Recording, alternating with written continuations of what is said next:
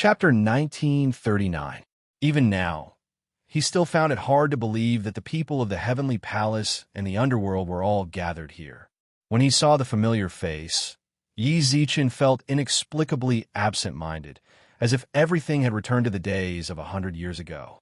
What was even more unbelievable was Venerable Master Xuanzang was willing to go against the entire Buddhist region for the great sage. However, when he thought about what Great Immortal Barefoot had said, it just so happened to confirm Gu Zichen's words. Buddha was the most indifferent and heartless. He believed that everyone else in the room felt the same way. Emperor Hades, who also had memories of the present world, anyone who has read Journey to the West would know. Tang Xuanzang's belief in obtaining the Buddhist scriptures was extremely firm. It could be said that Buddhism was his belief, and it was the creed that carried through his entire life. It was on this day he had completely overthrown his faith, or rather, his faith had abandoned him. That kind of feeling, he believed that no one could understand the pain in his heart. Venerable Master Xianzang's hands were still trembling slightly. Perhaps he still couldn't believe that he had received such an answer for Buddha. Confinement. 1,000 years? On the other hand, his disciple, the victorious fighting Buddha, was treated like dirt by the Buddha. This was not his impression of the Buddhist domain. Buddha is not Buddha. Therefore, when his disciples wreaked havoc in the Buddhist region, Neza, Li Jing, and the other heavenly palace divine generals worked together, making him feel no guilt. Even if he could never return to the Buddhist domain in the future, it doesn't matter. There is no need to be a Buddha. Tang Xuanzang had once treated the Kasaya under his feet as a treasure. Right now, he felt disgusted just by looking at it. Chi!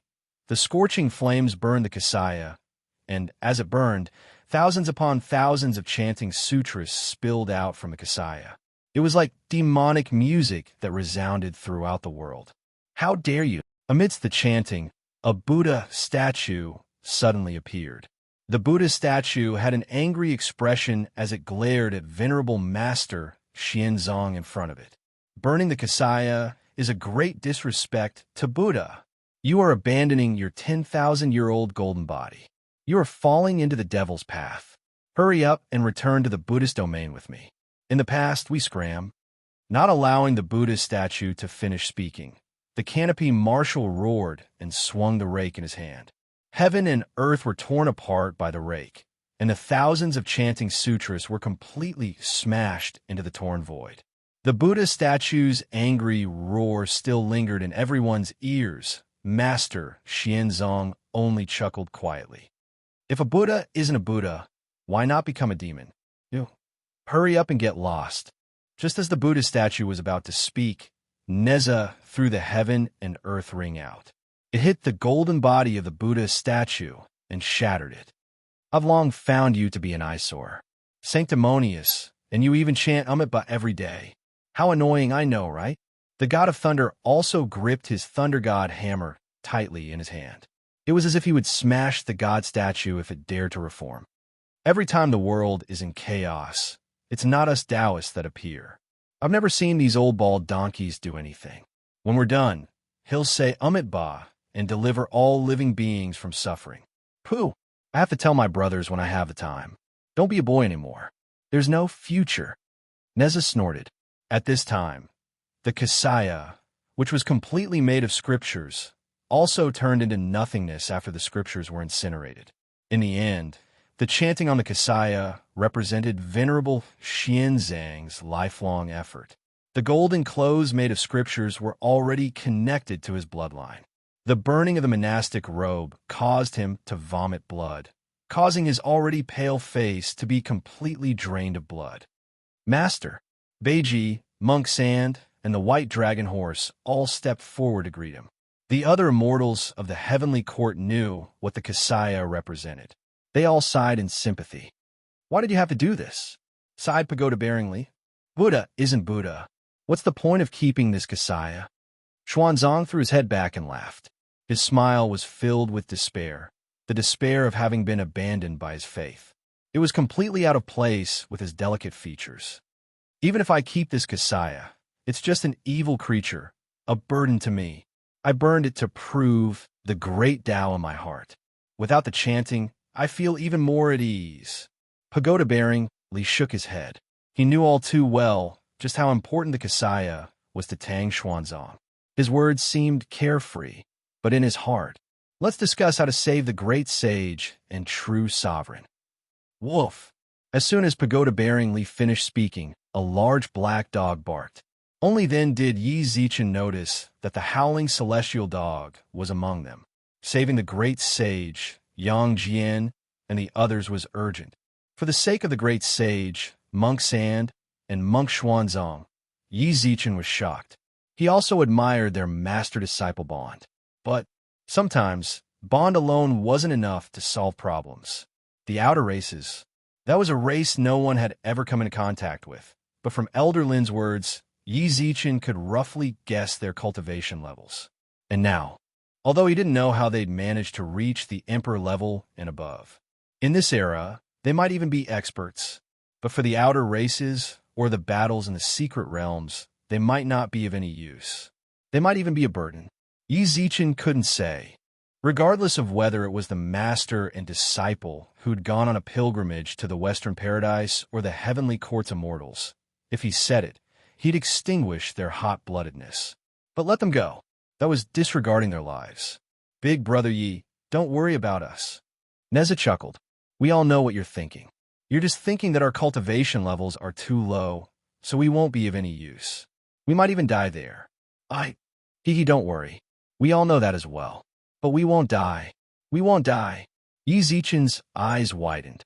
Then he saw Neza and company make way for the 10 Yama Kings.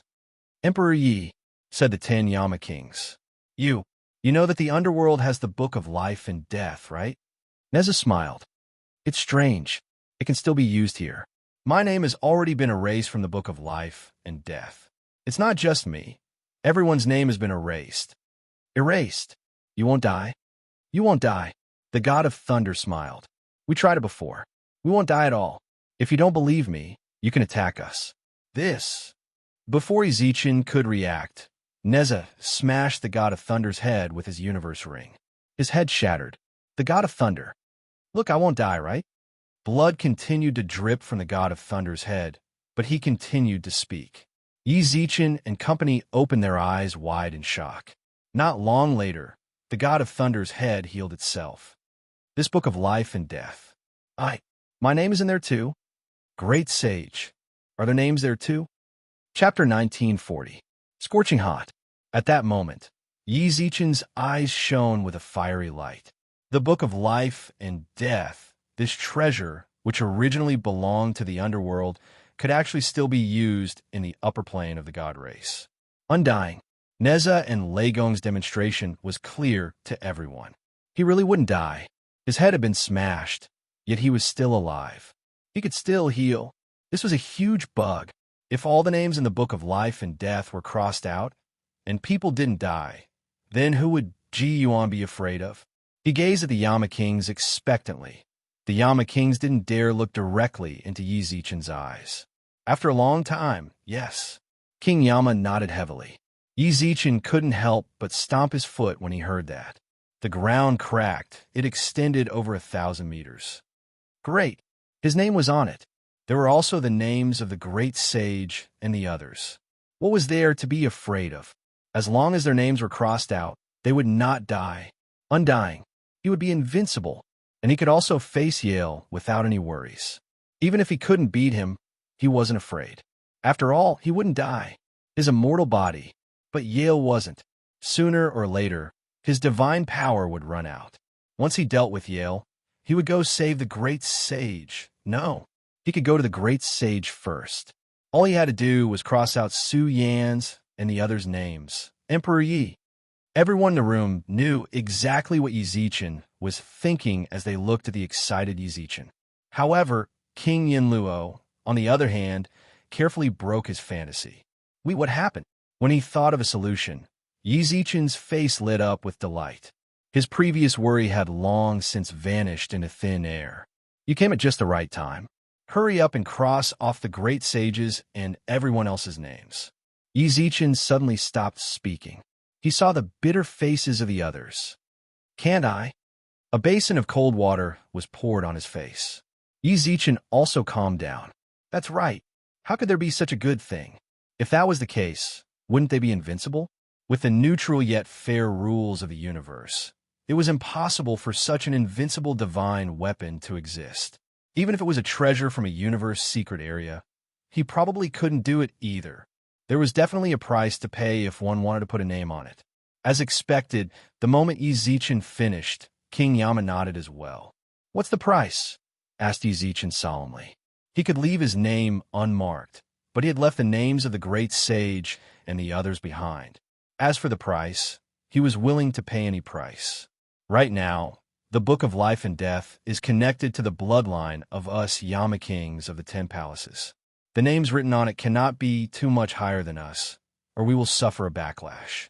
Secondly, drawing names drains a lot of divine power from the Book of Life and Death. In a recent battle, the Book of Life and Death has already taken down the names of 30 million living beings. They are already at the end of their rope. Neza and the others did it before. Now, even if it's immortal, it's not worth it for us. 30 million lives. When? As far as Yi Zichen could remember, there had never been a large-scale war between the heavenly court and underworld. Even when the devil race invaded, the Book of Life and Death was not scratched. "Wizard tribe," King Chu Jiang suddenly said. "It was the shamans who wanted us to erase their clansmen's names. They didn't erase them permanently. They only erased them for 3 months. Even so, the burden on the Book of Life and Death was too great, to the point that the Book of Life and Death is already gone. Spiritual dead things. Them? Why did they? When the God race attacked the era, they attacked the God race in order to besiege Wei to save Zhao. Gu Zichen walked out. It was effective, but I never would have thought that the joy and free infighting would cause them to die outside the era. I see. For the sake of the era, Yi Zichen couldn't hold them accountable. If possible, he had to thank them for helping out. But now, the Book of Life and Death could no longer scratch names and make them immortal. Although Neza and the others were immortal, the most they could do was stir things up in battle. They couldn't be of any real use. That still wouldn't be enough to save the great sage and the others. Star-Lord Yi, the former supreme commander of the underworld, the great sacred emperor equaling heavens, said helplessly, "Bodhisattva, he told me to bring you a message. I nearly forgot. Just now, Buddhist Master Xuanzang had burned the Kasaya, and in the Book of Life and Death said that they could not die, so Yi Zichen had completely forgotten about Xitigarbha. Now that I think about it, it seems like Xitigarbha has some urgent news for the great sacred emperor equaling heavens." "What did Xitigarbha say?" "He said that there is someone in this world who can help you, and that he has a reason to help you. He wants you to ask him to come out of seclusion." "Who?" "Xitigarbha." The underworld. The 18 arhats of the Buddhist region had all arrived. They stood in front of a secluded palace with sharp gazes. In front of them, a monk in cyan robes was sitting on a chair and chanting scriptures. Choppy scriptures kept coming out of his mouth. After a long while, the monk opened his eyes. "Bodhisattva, the Buddha invites you back to the Buddhist region." "Understood." The monk nodded. Diding, the divine beast, also laid on the ground. Although it had a fierce look in its eyes, it didn't attack the 18 arhats. Divine beasts are psychic. It knew why the arhats had come. Actually, with its abilities, it could also take Xitigarbha out of the 18 arhats blockade. However, it knew its master didn't want to. Diding slowly walked towards the palace door while letting out a low roar. "Diding!" The monk on its back whispered. The Diding immediately stopped. It seemed somewhat expectant. As long as the Bodhisattva said so, it would abandon its Buddhist nature and follow its most primal instincts to bite these monks to pieces. It's been 300,000 years. We've been sitting here for 300,000 years. Diding, we've saved billions of living beings, right? Bodhisattva. The 18 arhats frowned, but they didn't dare to step forward under the Diding's low roar. The Buddhist sect has no joy, but I've never regretted it. I don't know why, but I feel some regret now. Has my Buddhist heart wavered? Was I wrong? the Buddhist sect. To save all living beings, one must be tolerant and compassionate. Why can't the Buddha's heart contain a monkey? The Dieting remained silent. It knew that all it needed to do now was listen. The Arhats didn't know what to do. At that moment, Ksitigarbha lightly patted the Dieting's back. The Arhats in the palace were shocked. Bodhisattva, Buddha is not Buddha, and demons are not demons. Form is emptiness, and emptiness is form. Let's go and meet the Buddha. With that, the Dieting carried Ksitigarbha out of the palace. Chapter 1941. Dipankara Buddha. When great sacred emperor, equaling sacred emperor of the East Peak, mentioned this name, it was as if the entire world rippled. Dipankara Buddha, the oldest holy Buddha of Buddhism, the current Buddha Tathagata, also known as Sakyamuni, had received advice from him. It was said that Dipankara Buddha represented the past.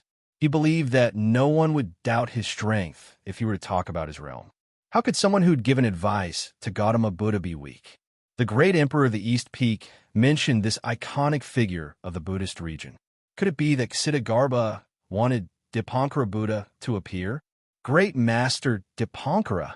When they heard his name, the Jade Emperor and the other immortals all revealed looks of respect. Even Buddhist monk Xuanzang, who'd burned his kasaya not long ago, was filled with respect. Dipankara, to the people of the Buddhist region, he was a figure of faith. Unfortunately, whether it was the Buddhist region or the heavenly court, there were only legends about this ancient Buddha. Very few people had actually seen him. Even Tang Xuanzang. He'd only seen an ancestral hall left behind by Gautama Buddha in the Buddhist region. As a result, in the hearts of most of the people of the Buddhist region, Dipankara Buddha was just a figure of faith. As for whether or not he truly existed, perhaps only Gautama Buddha and those who stood at the very top knew. If the ancient Buddha really does help, Monkey Bro can be saved. The canopy marshal patted his belly, his eyes filled with joy. Everyone in the Buddhist region knew of Dipankara Buddha. He was an existence that not even Gautama Buddha could compare to. With his help, it would be as easy as blowing off dust. The outsiders would be suppressed by the ancient Buddha. The others were the same. Practically everyone had grown up listening to Dipankara Buddha stories. In their hearts, the ancient Buddha's majestic image was naturally incomparable. If they could really stand shoulder to shoulder with such a great senior. In Tang Xuanzang's opinion, he'd have no regrets. At that moment, while everyone was still immersed in shock at the mention of Dipankara Buddha, Gu Zichen suddenly threw his head back and laughed. His laughter came so suddenly. Quite a few people in the room were shocked. Although they were displeased, considering that he was an ally, most of them merely frowned and didn't show it. But Yi Zichen knew. There was no way Gu Zichen would laugh for no reason. What are you trying to say? Hey, it's not what I want to say. It's what you're all thinking, said Gu Zichen. Naturally, we are thinking of ways to solve the problem. No. Gu Zichen shook his head. You're dreaming. As soon as he finished speaking, the immortals of the heavenly palace and underworld looked furious. He thought to himself that this guy's words were really annoying. If it weren't for Emperor Yi, no one would have tolerated him for so long. As long as there was a glimmer of hope, he would pour cold water on it. When they mentioned the Dipankara Buddha, he said that they were daydreaming. This information was given to them by the Ksitigarbha Bodhisattva. How could the Ksitigarbha Bodhisattva lie to them? Is Dipankara Buddha someone you can find just because you want to? Gu Zichen sneered coldly. As he looked at their expectant faces, his indifference became even more obvious. Does Dipankara Buddha really exist? Have any of you really seen him?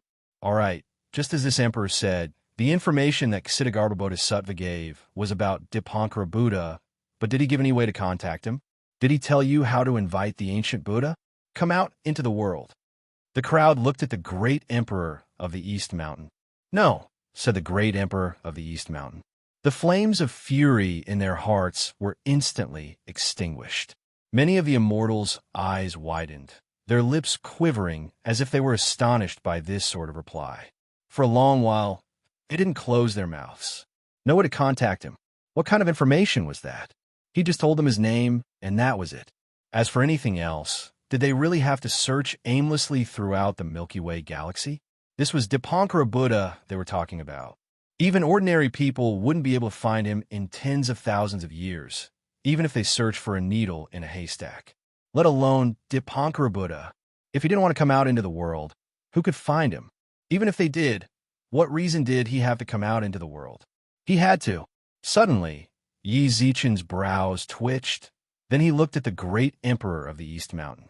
Great emperor of the East Mountain, if I remember correctly, you said that Ksitigarbha Bodhisattva had given you information that could solve our current problem, and that you had a reason to come out into the world.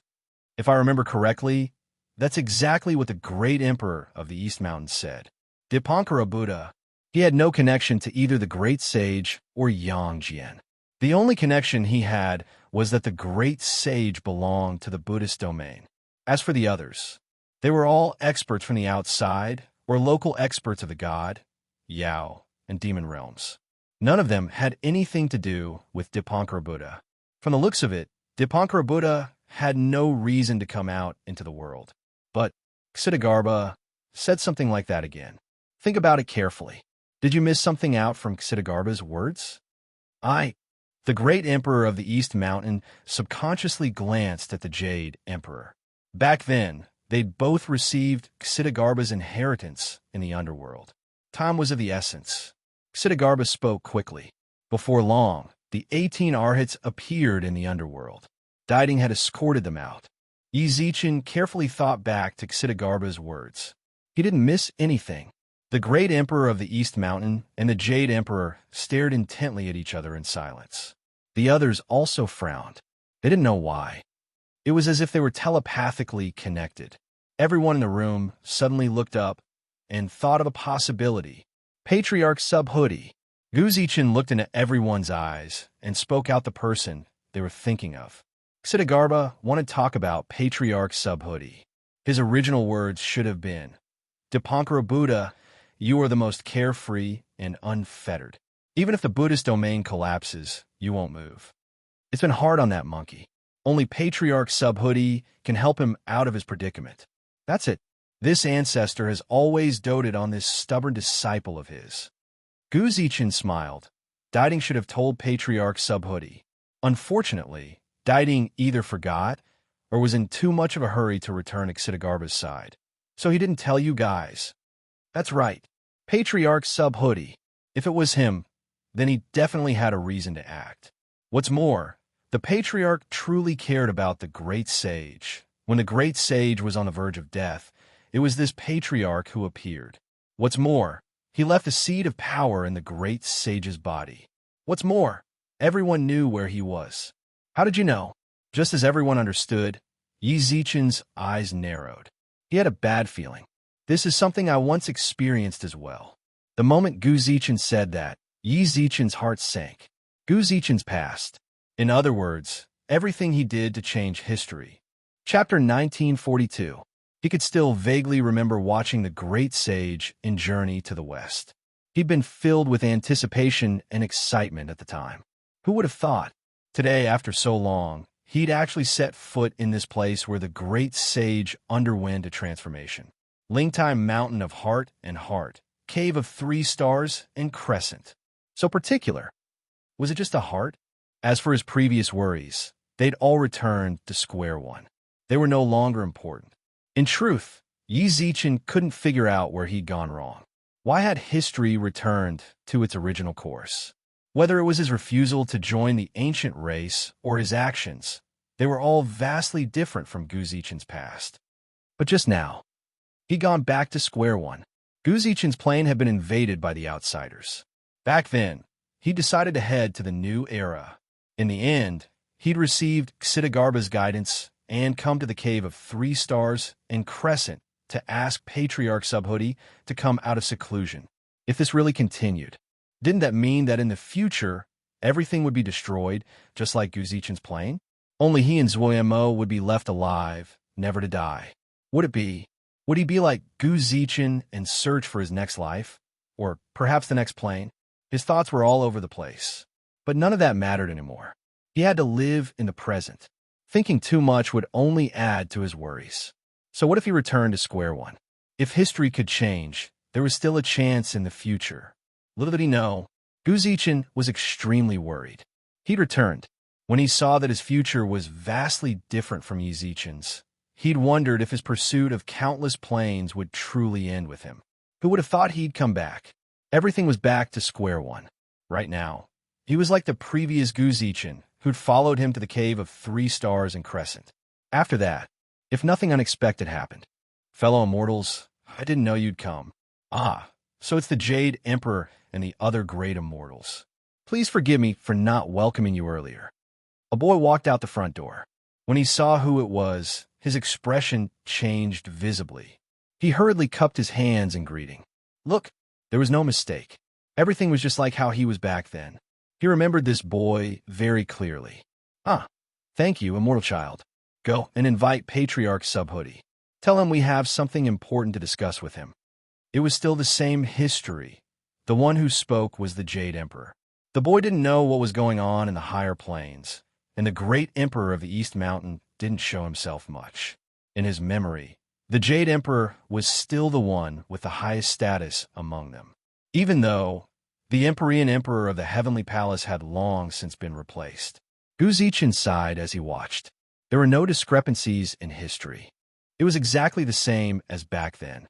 After that, the boy would say, Jade Emperor, I'm afraid my master won't be able to see you. When he heard this, Guzichin's heart sank. There was no change. Patriarch Subhoodie was in terminal seclusion. No one was to disturb him. As for whether or not he was in seclusion, no one knew. At that time, Guzichin wanted to force his way through, but the disciples of his sect stopped him. Yes, back then, Guzichin had transcended just like Yizichin. However, he was stopped by Patriarch Subhoodie's disciple.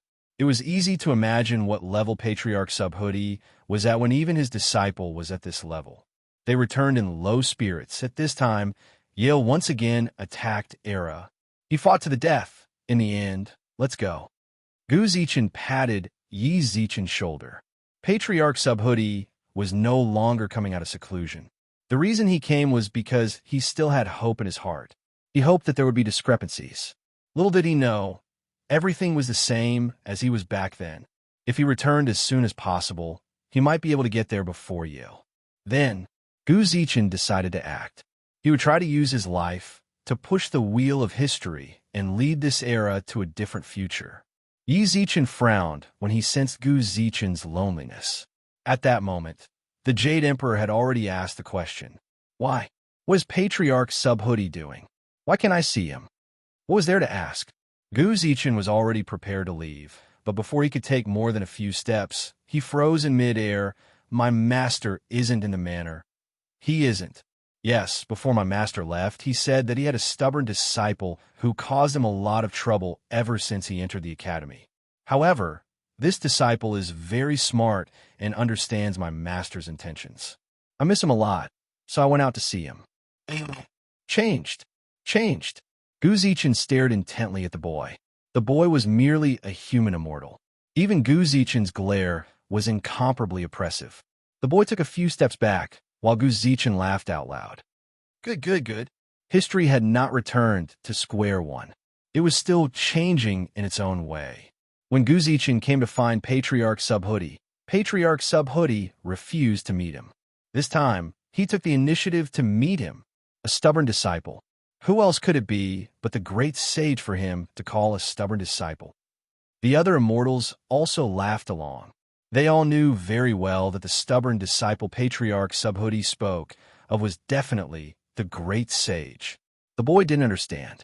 He didn't understand why so many immortals were so happy after hearing the news. He could only scratch his head and think back to his master's words.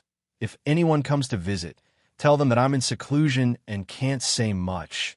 If you force your way in, ask your 3rd senior brother to come out. If you leave, close the gates and refuse to see anyone else.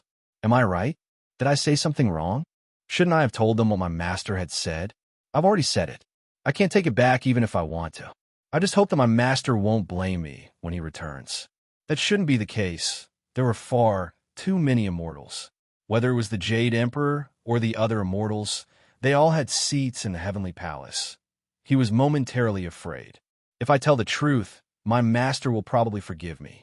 What's more, that guy who laughed and glared at me for no reason was so fierce. The boy even forgot about Patriarch Subhoodie's warning. Eldest senior brother is saved. The Canopy Marshal laughed. Monk San nodded, and the Jade Emperor sighed.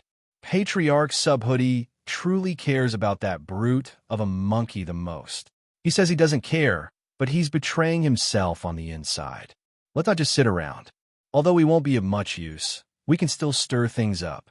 Great Emperor of the East Mountain chuckled. As the immortals laughed, Gu Zichen patted Yi Zichen's shoulder. The future is up to you.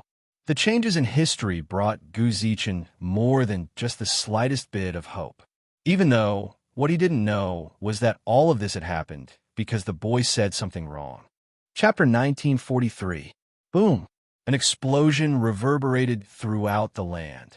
This violent explosion caused the people at the entrance of the mystic realm to be in a daze. They all subconsciously looked towards the deathmatch arena, especially Elder Lin. He was most concerned about the Phoenix Army chief, and was worried that something might have happened to her inside. He was also stunned. The outer race clansmen seized the opportunity and mercilessly left another mark on the great sages and the others. Brat, how dare you ambush me? The great sage grinned and charged forward with his staff. The moment he attacked, he was surrounded by multiple alien experts. The high priest was trapped.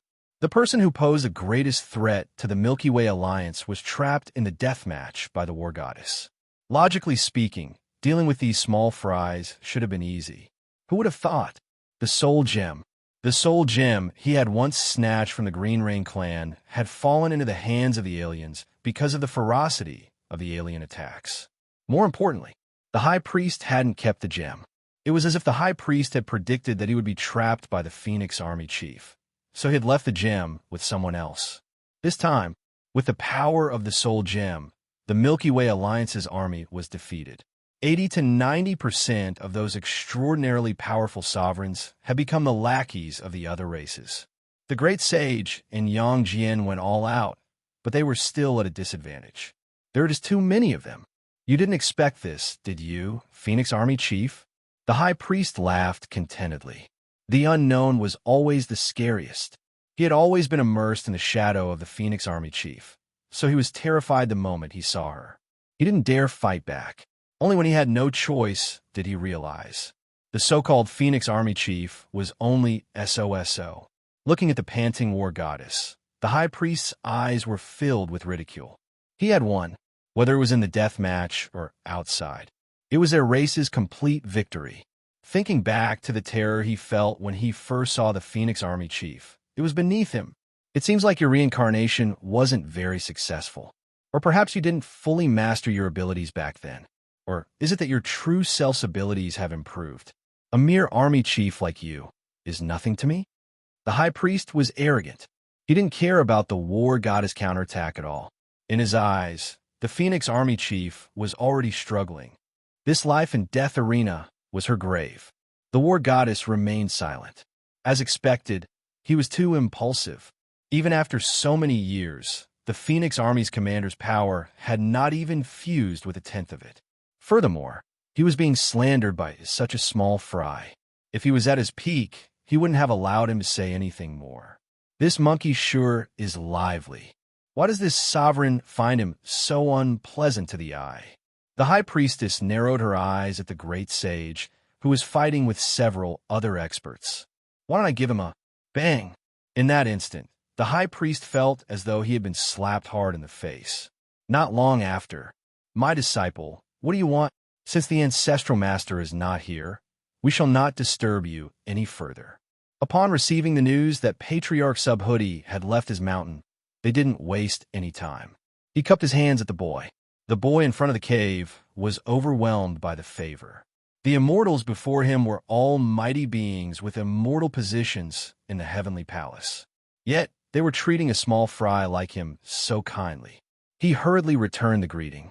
By the time the boy raised his head again, the immortals were already nowhere to be seen. There was not the slightest trace, as if they'd never been here before. On their way back, The immortal's eyes lit up with undisguised joy. Patriarch Subhuti. He didn't hold a position in the heavenly palace, nor did he hold a position in the Buddhist domain. In his eyes, he didn't care about the heavenly palace at all. His cultivation was no weaker than Shakyamuni's. Such a powerful expert had already left for a secret realm. There was hope for the great sage and the others. Benefactor Yi. At that moment, Tang Xuanzang suddenly stopped and cupped his hands at Yi Zichen. Although he'd already seen through the heartlessness of the Buddhist domain, habits formed over tens of thousands of years couldn't be so easily changed. When he spoke to Yi Zichen, he still referred to him as benefactor and placed his hands in front of him, as if chanting scriptures. When the immortals heard this, they all stopped. Yi Zichen stopped as well.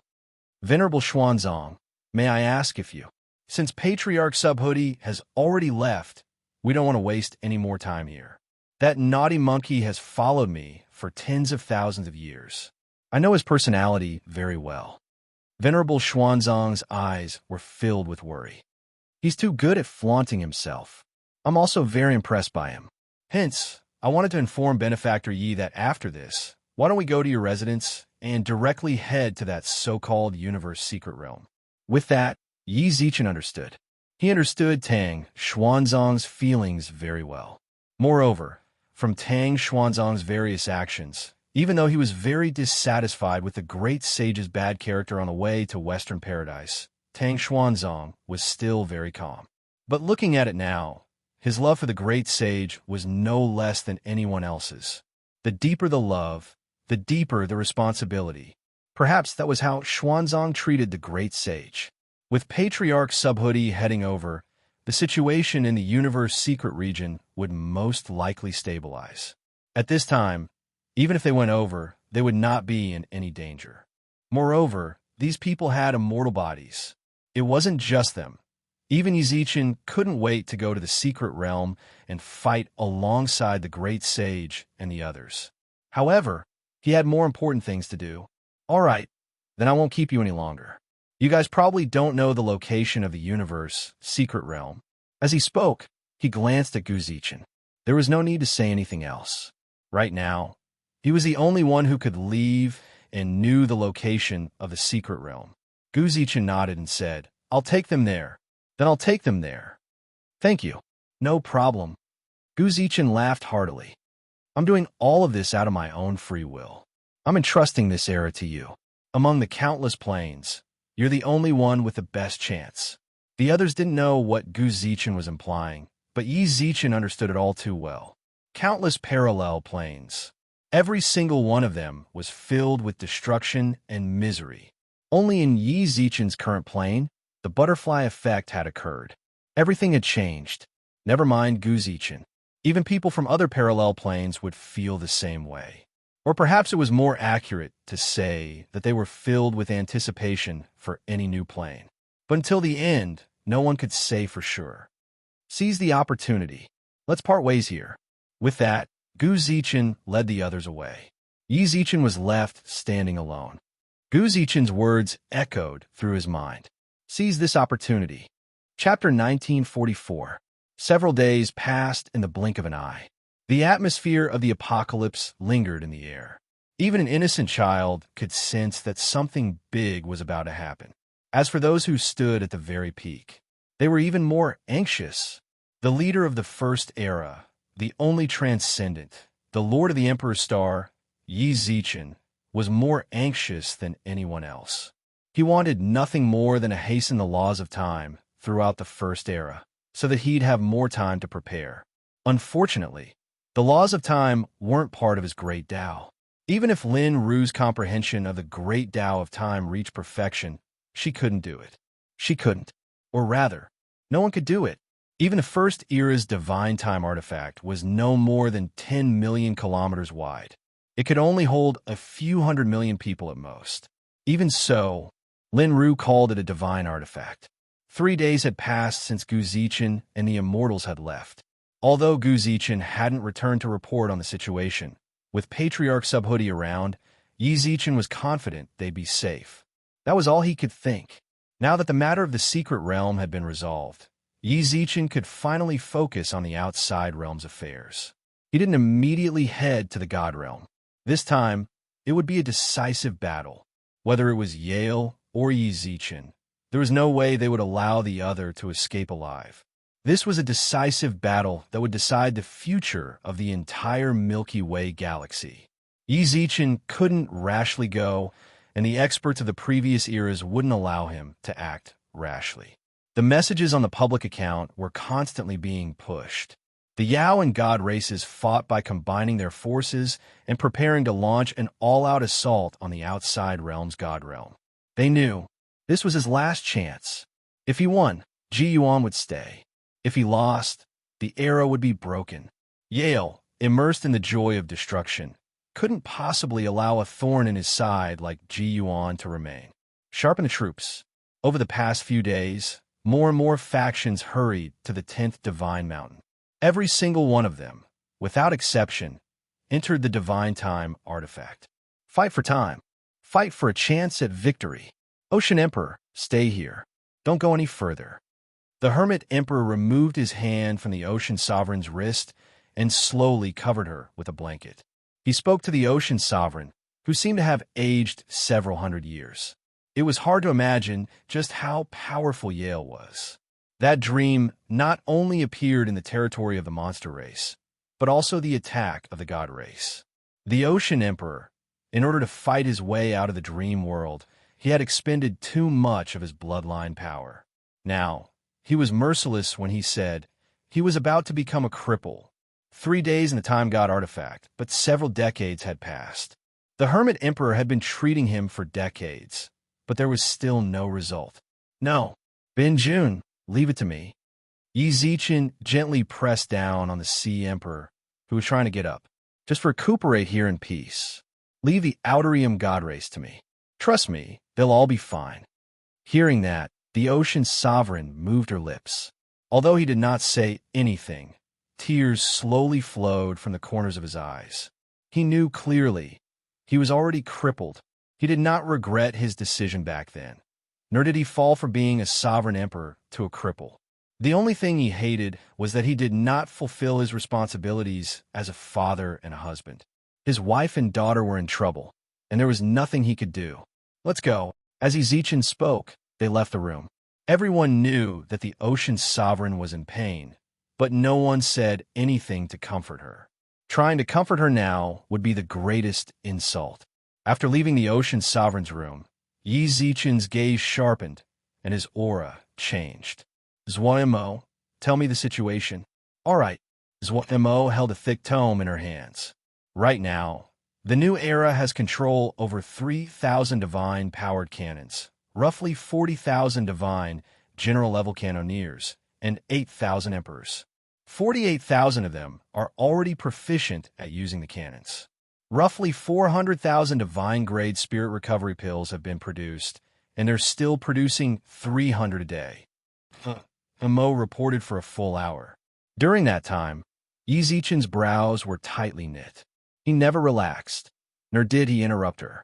Whether it was the divine-grade spirit recovery pills or the divine-powered cannons, they were both important bargaining chips in their upcoming clash with the Outerium God race. Yi Zichen had gathered all of the Yao and God race's craftsmen and pill refiners and invested almost all of their resources into the project. He never would have guessed. Too little. When Zhuo Mo finished speaking, Yi Zichen shook his head. He was clearly dissatisfied with her report. Whether it was the divine-powered cannons, the number of divine generals, or the pills, it seemed like a lot, but to Yi Zichen, it was still too little. After all, they weren't just facing the Outerium God race, but also the experts Yale had enslaved. In other words, fighting the Outerium God race was the same as fighting the entire Milky Way galaxy. How could they possibly win with such numbers? Divine power cannons. I want the craftsmen to work day and night. It might be hard for them, but if they don't work hard now, they'll be enslaved for the rest of their lives. I trust they know what's important and what's not. Before we leave, I need to see at least 20,000 of these cannons. Pills. Tell the old lord to focus on the Emperor's Seal pill and Spirit Recovery pill. We can give up on the other pills. Spirit recovery pills don't have to be divine grade. A little worse is fine. Before we leave, I want to see at least 1,000,000 divine grade pills. Immortal grade pills. Divine generals.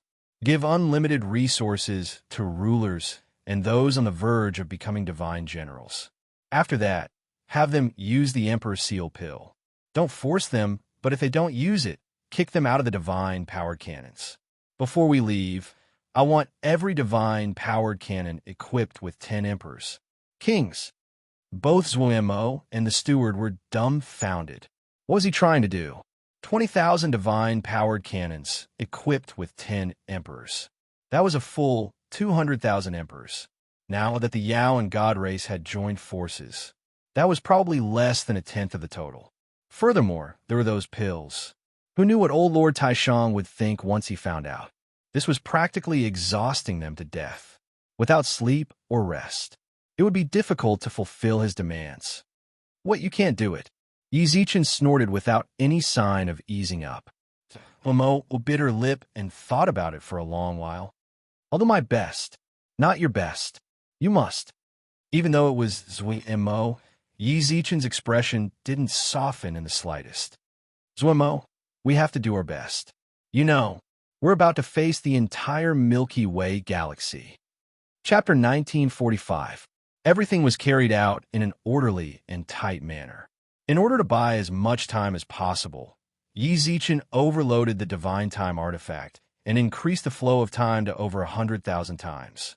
However, in some places, the flow of time might not be stable, and there would be time turbulence. But given the current situation, there was no time to worry about that. Divine cannons were pushed out one by one, and the pill refiners under old Lord Taishao's command worked day and night to stock up on pills. At that moment, in the past, anyone would have gasped in amazement at the amount of resources the new era possessed. Zwamo, who'd always worked in logistics, had access to the most resources. When the pill refiners and workshops pushed their finished products and pills in front of her, she couldn't help but gape in astonishment. There were too many, or rather, it was too spectacular. Even in the capital of the 9 divine mountains, divine-grade spirit recovery pills would fetch an astronomical price. Now, there were millions of them in front of her. There were also mountains of medicinal pills for external application and internal use to heal injuries. Divine cannons. From the outside, even a normal cannon would give off an oppressive aura.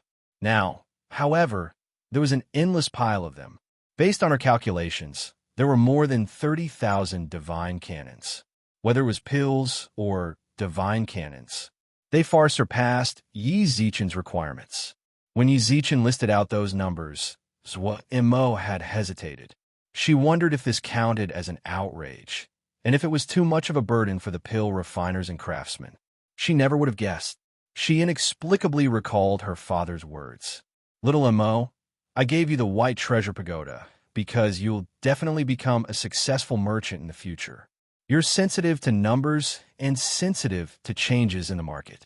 But the position of family head, I really need to think about it, because you might be a successful merchant, but you're not suited to be a leader. At the time, so Mo didn't understand what her father meant. But now, she finally understood it all. Take this mission, for example. If she were in Yi Zichen's shoes, she absolutely wouldn't have listed out such impossible numbers. She'd underestimated their potential. She'd been too naive, sighed silently, then stared at the accounts for a long time. Yi Zichen's orders had already been completed, but she couldn't tell him excitedly. Even now, she could not forget it. Yi Zichen's silent gaze. Against the entire world, these preparations seemed to be a lot, but if they were to go against the entire world, perhaps inform the masters of the workshop and the alchemy department to work harder. These finished products are far from enough. Still not enough. The people in the logistics department were dumbfounded after hearing this. These pills and god-powered cannons, even when the gods, demons, and demons were at their peak, would not amount to even a tenth of what they had here.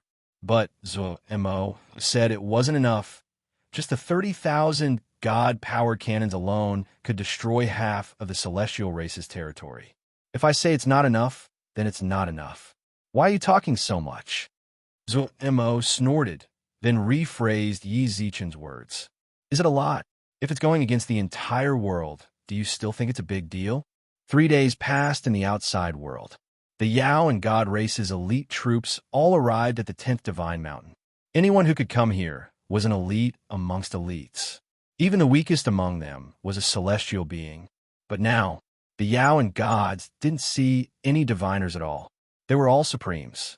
If they lost this battle, the Sky Supremes of the God and Yao clans would become the strongest experts here.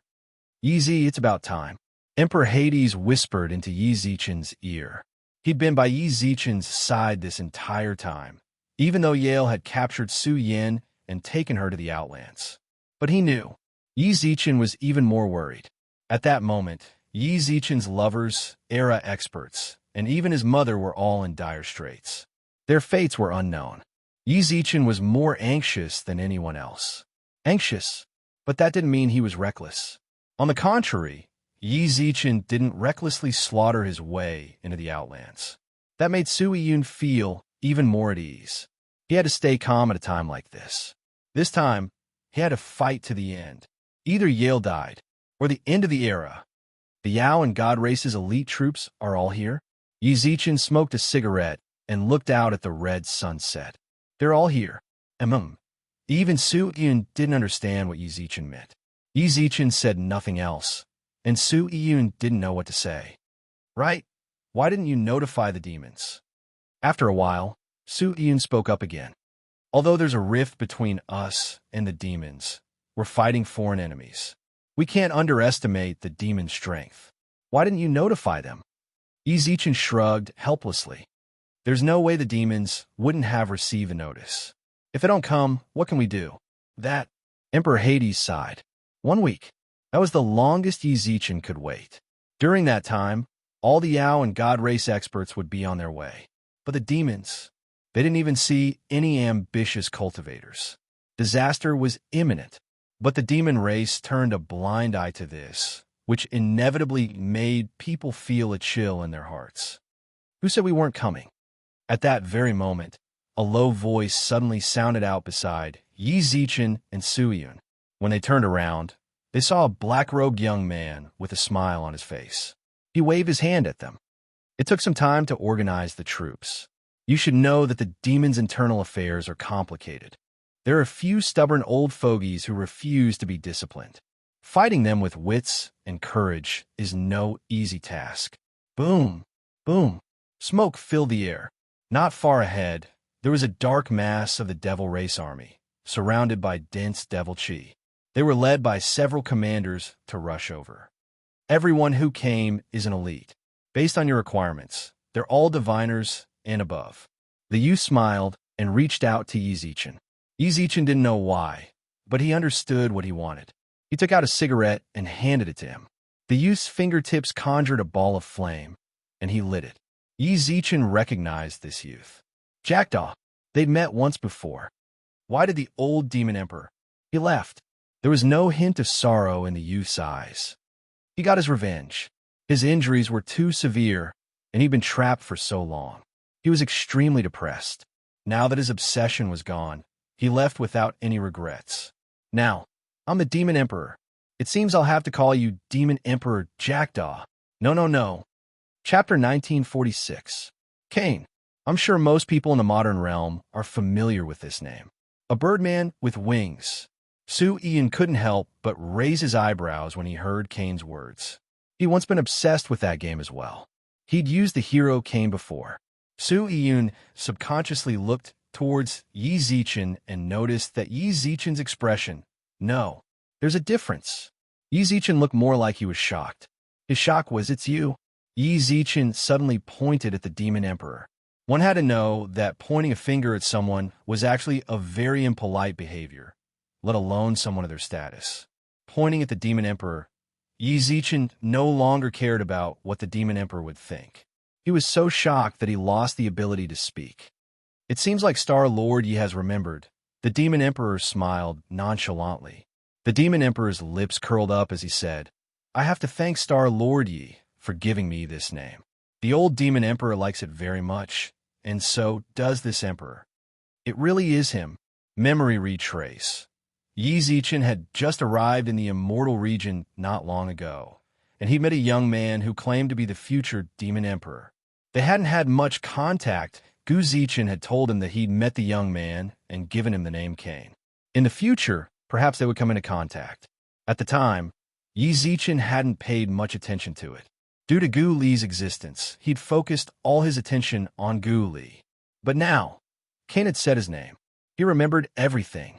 The Cain in front of him was the youth who had spoken arrogantly in front of his face. And he really did it. Congratulations, you fulfilled your dream. Yi Zichen cupped his hands. Haha, it's just the arrogance of the young. Demon Emperor Cain waved his hand with a smile. Demon Emperor Quinn laughed and waved his hand. Back when I was exiled, I was extremely dissatisfied with the demon race. I wanted to reform the demon race, and becoming the Demon Emperor became my obsession. However, as I grew older, my obsession lessened. I even thought about giving up halfway through, but you still succeeded. I guess it was luck. Or perhaps it was thanks to the name Star Lord you gave me. Demon Emperor Cain's eyes were filled with gratitude. I didn't expect Star Lord Yi to have such an understanding of our demon race. You actually know that in ancient times, Quinn was a demon king. When you gave me this name, I despised it. I didn't expect. He laughed dryly. What else could Yi Zichen say at that moment? The person who'd given Cain his name wasn't him at all. Rather, it was Gu Zichen from a parallel plane. As for the ancient literature of the demon race, he was even more clueless. It was just that Cain now thought of Gu Zichen as himself. Explain. There was nothing much to explain. It was better to just treat it as a beautiful misunderstanding. Yi Zichen wasn't worried about being exposed. Gu Zichen had gone to the universe's secret realm, and by the time he returned, he'd already gone to the Outlands. Victory! Gu Zichen returned to his own realm. Lost, the era was destroyed, and the Milky Way collapsed. This misunderstanding could only be buried in the abyss. I dabbled a little. Cain laughed weakly, but didn't pay much attention to Yi Zichen's tone. He was truly grateful to Yi Zichen. I am grateful that he gave me a name back then. Although this name didn't actually help him become the Demon Emperor, back then, no one could understand why he'd been banished from the demon race. When he was young, he'd boasted about things that made people laugh. Yi Zichen didn't laugh at him. Instead, he used the ancient language of the demon race to affirm his dreams. This kindness was worth remembering for the rest of his life. Su Ian watched on in bewilderment. He had no idea what the two of them were talking about. However, the Demon Emperor seemed very happy. It was best not to ruin the atmosphere. Su Yun chose to shut up. Demon Emperor Cain rubbed his nose. Star Lord Yi, when are we leaving? Are you ready? Asked Yi Zichen. On this trip to the God Realm, I might even lose my life. What's there to be afraid of? Cain said heroically. He pointed at the hundreds of millions of demons before them. Since I brought them here, there's no need to be afraid. The warriors under this Emperor's command are the same. All right. With that, the Time Divine artifact suddenly opened. Countless Yao and God Race experts charged out like a rain of swords, soaring into the sky. Vast and mighty. Everyone standing there was brimming with battle spirit. Not a single one of them showed any signs of fear. The 4 auxiliary stars landed behind Yi Zichen, and the elemental fairies floated around him. The other divine race and demon race experts were led by numerous imperial lords. So, Amo, give the Demon Emperor some pills. Emperor, here. Several spatial rings were delivered to the Demon Emperor, including the Emperor's seal pills. The Demon Emperor instinctively looked inside. He recognized all the other pills, but when he saw so many, especially the divine-grade spirit-recovering pills, he couldn't help but be flabbergasted. However, that one was a bit pink. That's the Emperor's seal pill. As the name implies, anyone who consumes it can become an emperor. As for whether they can become an emperor or an imperial lord, that depends on their potential. Cain was dumbfounded. There was actually such a pill in the world? You're in charge of distributing these pills. Give them to whoever you think is suitable. However, I have to warn you in advance. After taking them, their cultivation won't increase at all. In fact, they might even fall. This is a side effect of the pill. You have to tell your subordinates in advance. It was only then that Cain noticed. The divine race and the demon race had many Thear cranked and above experts. The number of god generals was so high that it made one's hair stand on end. Among them, diviners, on the other hand, were relatively rare. Most of them were rulers or divine generals. All right, I understand. As he spoke, Cain was already walking towards the demon clan's army. Judging from the uproar, the demons were clearly stunned by the pills. It had to be said, the devil race had some courage that the human race and the Yao race did not have. Before long, countless demon soldiers were willing to take the pills. The demon's breakthrough flashed without end. After watching for a while, Yi Zichen retracted his gaze. He stared at the Yao and God armies. When they sensed the Emperor Star's gaze, they straightened their backs and waited for Yi Zichen to say something that would boost their morale. Unfortunately, I have nothing to say. His silence caused the gods and Yao's morale to plummet. Zokomo tugged on Yi Zichen's arm, indicating he shouldn't be so gloomy. If even their leader was like this, it was easy to imagine the impact on their subordinates. She didn't want to. She never would have guessed. It's just a few words. Let's do it. Chapter 1947. Whether it was the victor or the loser of a war, the result was destruction and chaos. As long as there was war, there would be misery and suffering. This had nothing to do with the strength of the two sides. It was an inevitable situation. The Outer Realm Protoss, the newly appointed God Emperor Yale, plunged the entire Milky Way into the flames of war.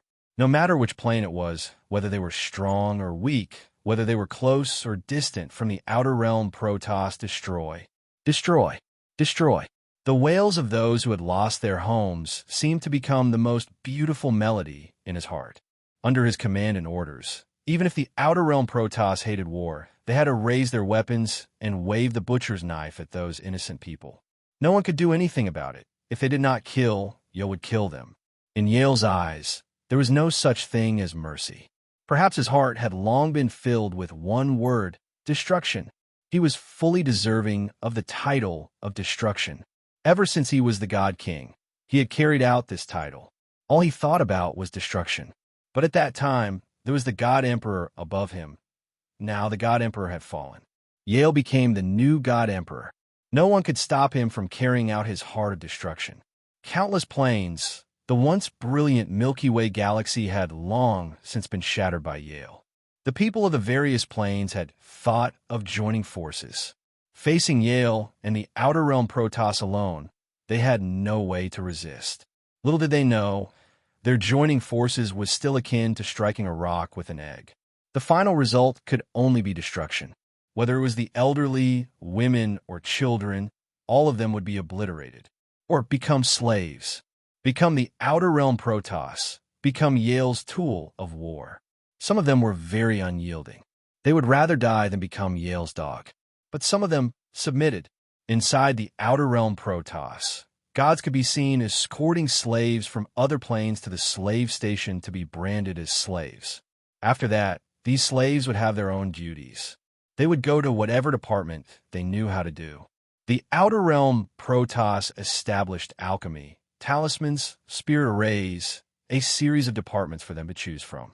However, these slaves wouldn't enjoy any special treatment after entering. All they had to do was to work endlessly. If they died, they would be thrown away. If not, they would continue to work. It was even simpler for those warriors.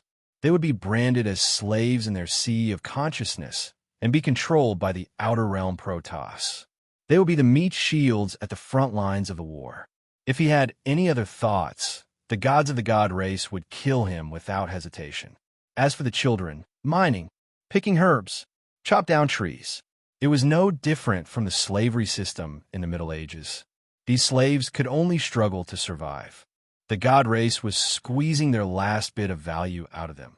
He would abandon them without hesitation. There was also no need to worry about not having enough slaves. As long as the war did not stop, the slaves would be continuously transported to the Outer Realm god race. While the god race was busy transporting the slaves, a 100-man squad was shuttling through the god race's outer domain void. Are you done? Yizichin narrowed his eyes and gazed at the fiery planet in front of him. He arched his brows.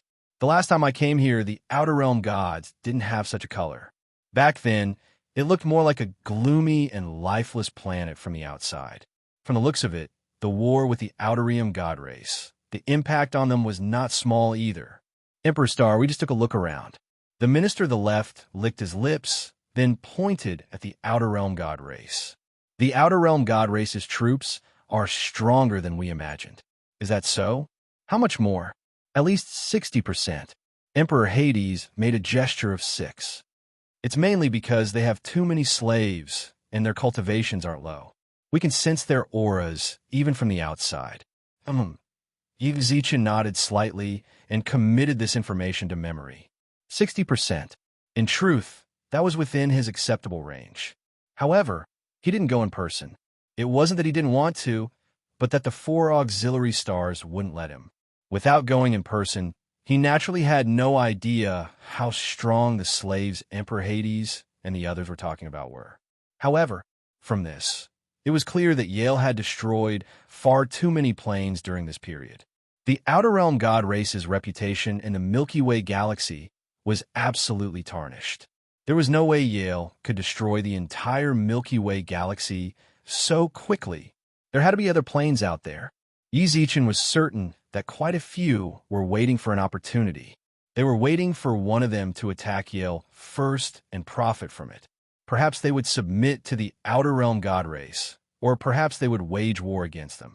When that happened, in truth, 60% of the slaves was negligible.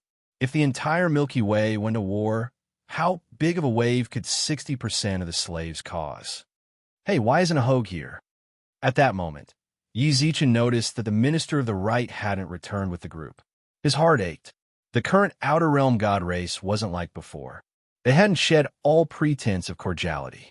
Back then, when the Outer Realm god race saw Ji Yuan, they didn't do anything. But if they saw one, they'd kill one. A Hogue leaving the group at a time like this wasn't good news. Furthermore, given his personality, he was a troublemaker. Oh, him? He stayed behind on purpose. Shang chuckled. Su Lu, and the others nodded. It seemed they all agreed with the Hogue's decision. The Outer Realm god race had a lot of troops, and they even have a protective barrier around them. If we attack by force, it'll be difficult for us to break through. That's why a Hogue is trying to lure them away. Lure them away? Just him? Asked Yizichin. They have a few more Imperial Emperors. That's not enough. Yizichin shook his head. How could Yale's barrier be broken so easily? Go Yuzhan wants to lure them away. First, he needs to make the Outer Realm god race feel threatened, then notify Zui Mo and give him 2,000 divine-powered cannons. 20,000 divine-grade spirit recovery pills. Understood, right? Tell him to use them sparingly. Our foundations aren't as deep as the Outer Realm god races. All right. Shang gave his orders. Yizichin remained in the sky, staring at the Outer Realm god race. He really hadn't expected. Yale had set up a barrier around the Outer Realm god race's territory. He'd thought he'd be able to fight his way into their territory, but it seemed the future would be a tug of war. But he'd set up a barrier. This also meant that he wasn't as confident as he sounded. Pass on my orders. Suddenly, Yizichin raised his hands, and someone rushed to his side. Chapter 1948. Boss, give me 3,000 God's Might cannons. When he saw the cannons Mo had sent, as well as the emperors accompanying them, the Ahogue Go Yuzhan danced with joy. He absolutely couldn't sit still. On his way here, he'd been thinking of rushing to the outside god race and fighting with the gods. However, when he saw the barrier, he was somewhat disappointed. No, he wasn't stupid. Comparatively speaking, he'd been educated in the modern realm, so he knew better than anyone what this barrier meant. A tug of war. It was impossible to directly attack the Outer Realm god race's hinterland and attack the Long Dragon. This sort of tug of war was the most boring. He doubted Yizichin would send him as a vanguard in the early stages of the war. Might as well. He suggested feinting an attack to attract the outside god race's firepower. Then, Yi Zichen would lead a full-on assault. This seemed like the right thing to do, but in truth, he just wanted to have some fun. To his surprise, Yin Shang and the others agreed. That wasn't all. So Mo even gave him the God Might Cannon. This was too good. With the God Might Cannon and so many emperors on his side, he'd absolutely have fun. Don't get too excited. At that moment, someone knocked Go Yuzhan on the head. The Minister of the Right. Plus, the Upheaval Alliance was second only to the Emperor's star. Even the Divine Mountain Emperors had to give him face. His current position was like that of a general in the Imperial Palace. Who dare knock his head? He frowned and turned around. Before Go Yuzhan could say anything to scare him, the ahog on his head drooped. Why are you here too? Can I? If I didn't come, you die. Only two people could strike fear into Go Yuzhan's heart. One was Su Lu, another of the four great auxiliary stars. She was strong, but her temper wasn't good either. She froze people at the slightest disagreement. Earlier, Go Yuzhan had been frozen by her. Yin Shang had to plead on his behalf to release him. But now, Su Lu was with the Yao army. Furthermore, that cute, clear voice just now couldn't have come from the queen like Su Lu. Why are you looking at me like that? Do you think I'm pretty? Her clear voice rang out once more. Go Yuzhan chuckled. Beautiful. The one standing in front of Go Yuzhan was Liuli. She was little Lori, who had taken the form of a human. After leaving the valley with Yi Zichen for so long, she'd once been as spotless as a sheet of white paper, but now she'd been tainted by the world's vulgarity. Fortunately, the people in the League doted on her, so she was still a little childish. And Go Yu was afraid of her. It was because she was his sweetheart. Seeing Go Yuzhan confess so openly, Liuli blushed. An ambiguous atmosphere lingered between them. The Imperial Realm Masters at the side couldn't help but turn their heads away. The sour smell of love, it was too unbearable. You're the only one who knows how to talk. Liuli patted Go Yuzhan's hand lightly. I can't help myself. Go Yuzhan scratched his head, and then his expression darkened as he stared at him. Don't tell me you're coming with me. Attracting the enemy's firepower was definitely not a good job. Magatama volunteered because he wanted to play, and he was confident that he could survive. But Liuli was different. Liuli was his favorite. He didn't want Liuli to be in any danger. Yeah, what's the problem? Liuli glared at him. I begged Yigij for a long time before he agreed to let me come, and told you to protect me. Nonsense. Go Yuzhan frowned, then grabbed Liuli's arm. Come back with me. You definitely can't mess around with me. It's too dangerous. All right, don't you understand why I'm here? It wasn't you who begged boss. If Yigij didn't want me to come, then do you think there's any point in me begging him? The ahog on Go Yuzhan's head shook several times under Liuli's gaze. Not long later, you're saying, Yigij wanted me to come from the very beginning, said Liuli. How could that be? Go Yuzhan didn't understand. He knew very well how much Yi Zichen valued Liuli. Yi Zichen practically treated her like his own little sister. There's no way he didn't know just how dangerous is the vanguard. How could he have sent Liuli over from the very beginning? There's only one possibility. Yigij knows you too well, said Liuli, patting Go Yuzhan on the shoulder. He knows full well what you're up to. But instead of sending you back, he gave you 3,000 divine-powered cannons. Why? He doesn't want me to mess around. He really does want me to attract the attention of the god race, said Go Yuzhan. That's right. Liuli snapped her fingers and giggled. Big brother Yin Shang and the others know you too well. They know you like to mess around. If you're happy, you won't even think about the consequences. They were afraid you'd do that, so they sent me. They trust you a lot, laughed Liuli. They trust that you can protect me. Don't you think so? I can. Go Yuzhan pounded his chest loudly. I trust you, said Liuli with a sweet smile. Liuli smiled sweetly. At this moment, Go Yuzhan finally looked at the god-powered cannons and the Thear-cranked expert seriously. This was an arduous task. It seemed he couldn't just let himself do whatever he wanted. In this attack against the god race, he had to do everything a commander was supposed to do. He had to attract enough enemy firepower to give Yi Zichen and the others a chance. At the same time, he had to ensure the safety of his subordinates. Most importantly, he had to ensure Liuli's safety. Gradually, Go Yuuzhan's gaze became focused. His gaze became unusually sharp. Liuli stared at him in a daze, a warm smile on her face. He's pretty handsome when he's serious. Liuli thought to herself, 3,000 divine-powered cannons. How many divine-grade spirit-recovering pills did boss give me? 30,000 and 100,000 immortal-grade pills. That's enough. It was obvious Go Yuuzhan had already made up his mind. He waved at the cannoneers behind him. The experts pushed the divine-powered cannons and followed behind Go Yuuzhan. They circled around until they were directly in front of Yi Zichen and the others. At the same time, a streak of flame shot out of Go Yuuzhan's hand, leaving 10 red dots outside the god race's barrier. Can you see those dots? The experts nodded. In a bit, aim the cannons at those spots. If anyone dares miss, I have a way to make you suffer. When they saw Go Yuuzhan smile, they couldn't help but feel a chill run down their spines. He thought to himself, I can't miss. Scared now? Go Yuuzhan laughed in satisfaction, then raised his hand high into the air. Chapter 1949. Dazzling fiery light dyed the sky a fiery red. The deafening roar even trembled the void and was transmitted to the front of the Alliance army, camped outside the territory. Ahog has made his move. Inshang stood in front of the camp and muttered. His fists were clenched so tightly his palms were sweaty. No matter when, the minister of the left and minister of the right were on the best of terms. Inshang and Go Yuuzhan were already on good terms after receiving the star's inheritance, but now they were even closer. He knew Go Yuuzhan very well. You could say that he understood him the best in the entire Milky Way galaxy. Sending Liuli over was actually mostly his idea. It was precisely because he understood Go Yuuzhan too well that he knew he wanted to mess things up. He didn't want Go Yuuzhan to consider the consequences. He had to send Lori to his side.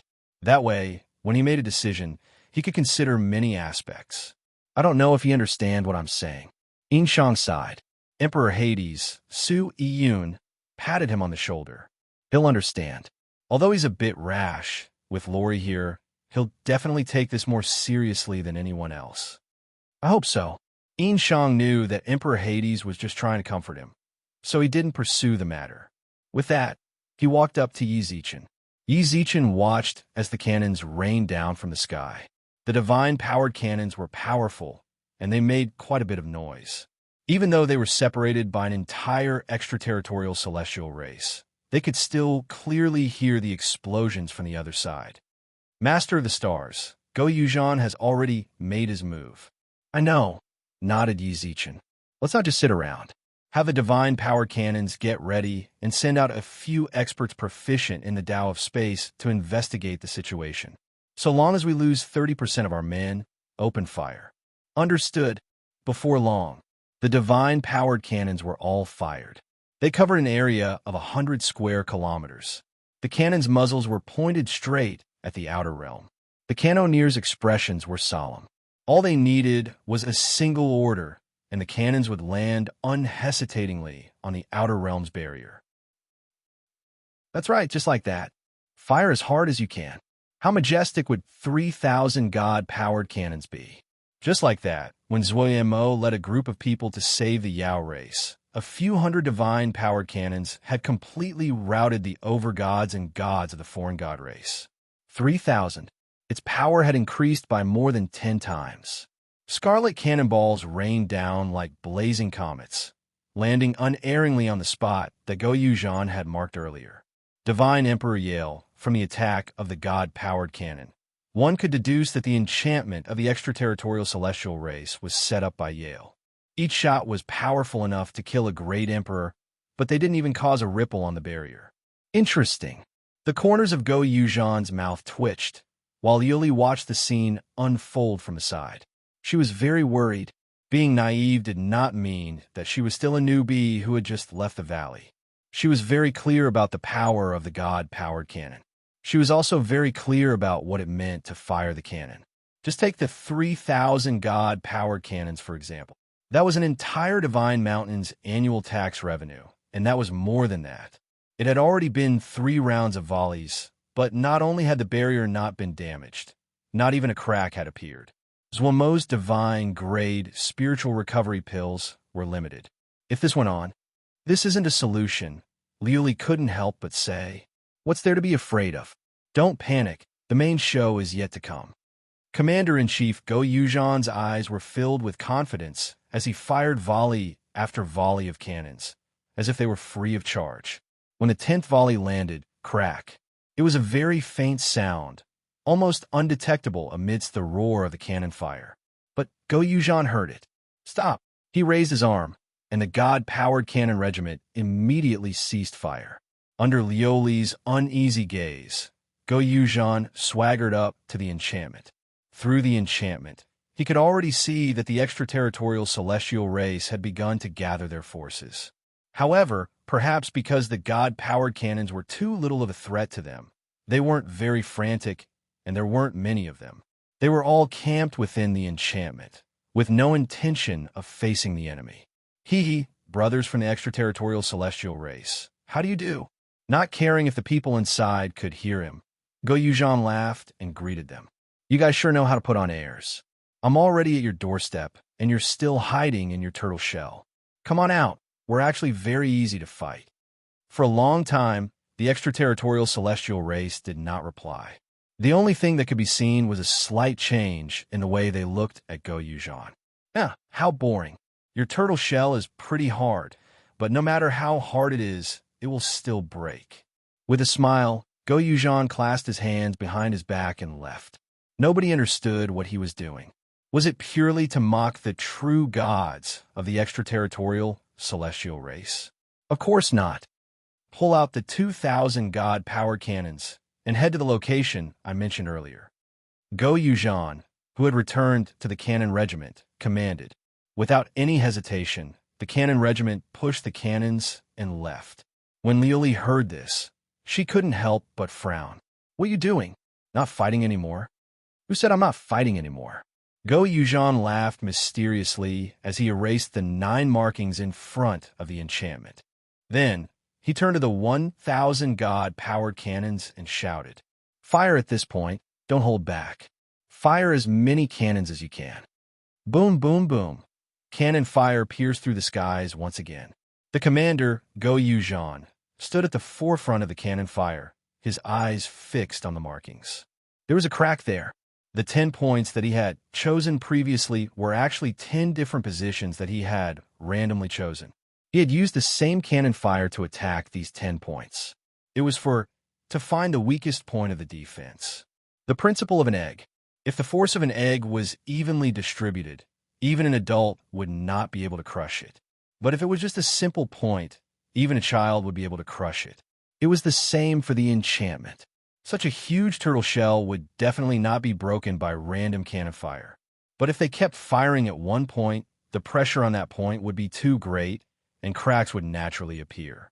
As for why they didn't just randomly, after all, it was the enchantment of a god emperor. Finding the weakest point would save more resources. The resources in this era were limited. Breaking through the enchantment was not their final goal. Their mission was to destroy the entire extraterritorial celestial race. Yale, the god emperor of destruction, could not be left alive. Little did they know, Yi Zichen and the others stood in front of Go Yuzhan. Everything was just as he'd started. Do you see the 10 points I drew? Chapter 1950. The cannons continued to roar. The god-powered cannon was indeed worthy of its name. As the cannons fired, the entire extraterritorial celestial race was in a state of panic. Sir, let's face the enemy. The extraterritorial celestial race's eyes were filled with anxiety. Ever since a Hoag's god-powered cannon fired, the extraterritorial celestial race had started to regroup. A total of 300,000 celestial race soldiers were on standby. In front of these anxious celestial race soldiers, there were more than twice their number. Their gazes were unfocused, and they had no fighting spirit. These people were the captives that Yale had brought back from conquering other planes. Ever since they were brought to the extraterritorial celestial race, their futures had been decided. They would become the celestial race's shields. Meet shields. They were death warriors who could not retreat and could only advance.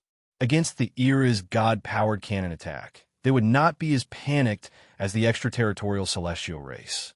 To them, they were still looking forward to the era's attack. Even if they could not save them, at least they could not let the extraterritorial celestial race live in peace. If they could overthrow the extraterritorial celestial race, that would be the best. Of course, they were only thinking about it. Their souls were marked with slave imprints. If they revealed any rebellious thoughts, they would be killed by the person who had imprints on them. How pitiful! The slaves' hearts were filled with bitter tears. They admired the era's courage in attacking the extraterritorial celestial race. But if they continued to struggle, they would only be destroyed.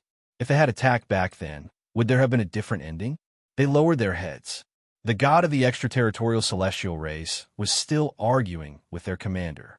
Rather than saying it was an argument, it was more like a one-sided request from the god of the extraterritorial celestial race. Sir, I have already investigated. The invaders are from the neighboring era. These people are really daring to challenge the extraterritorial celestial race's authority. I only need you to deploy 100,000 elites to wipe out those ants from the era. The commander that the god of the extraterritorial celestial race spoke of was an old man with white hair. This old man was not a god under any god king, but his reputation in the celestial race was not any lower than the god king's. He was the #1 war god under the dark god king. After the dark god king fell, he resigned from his position and became a free man, killing God Bai Ning.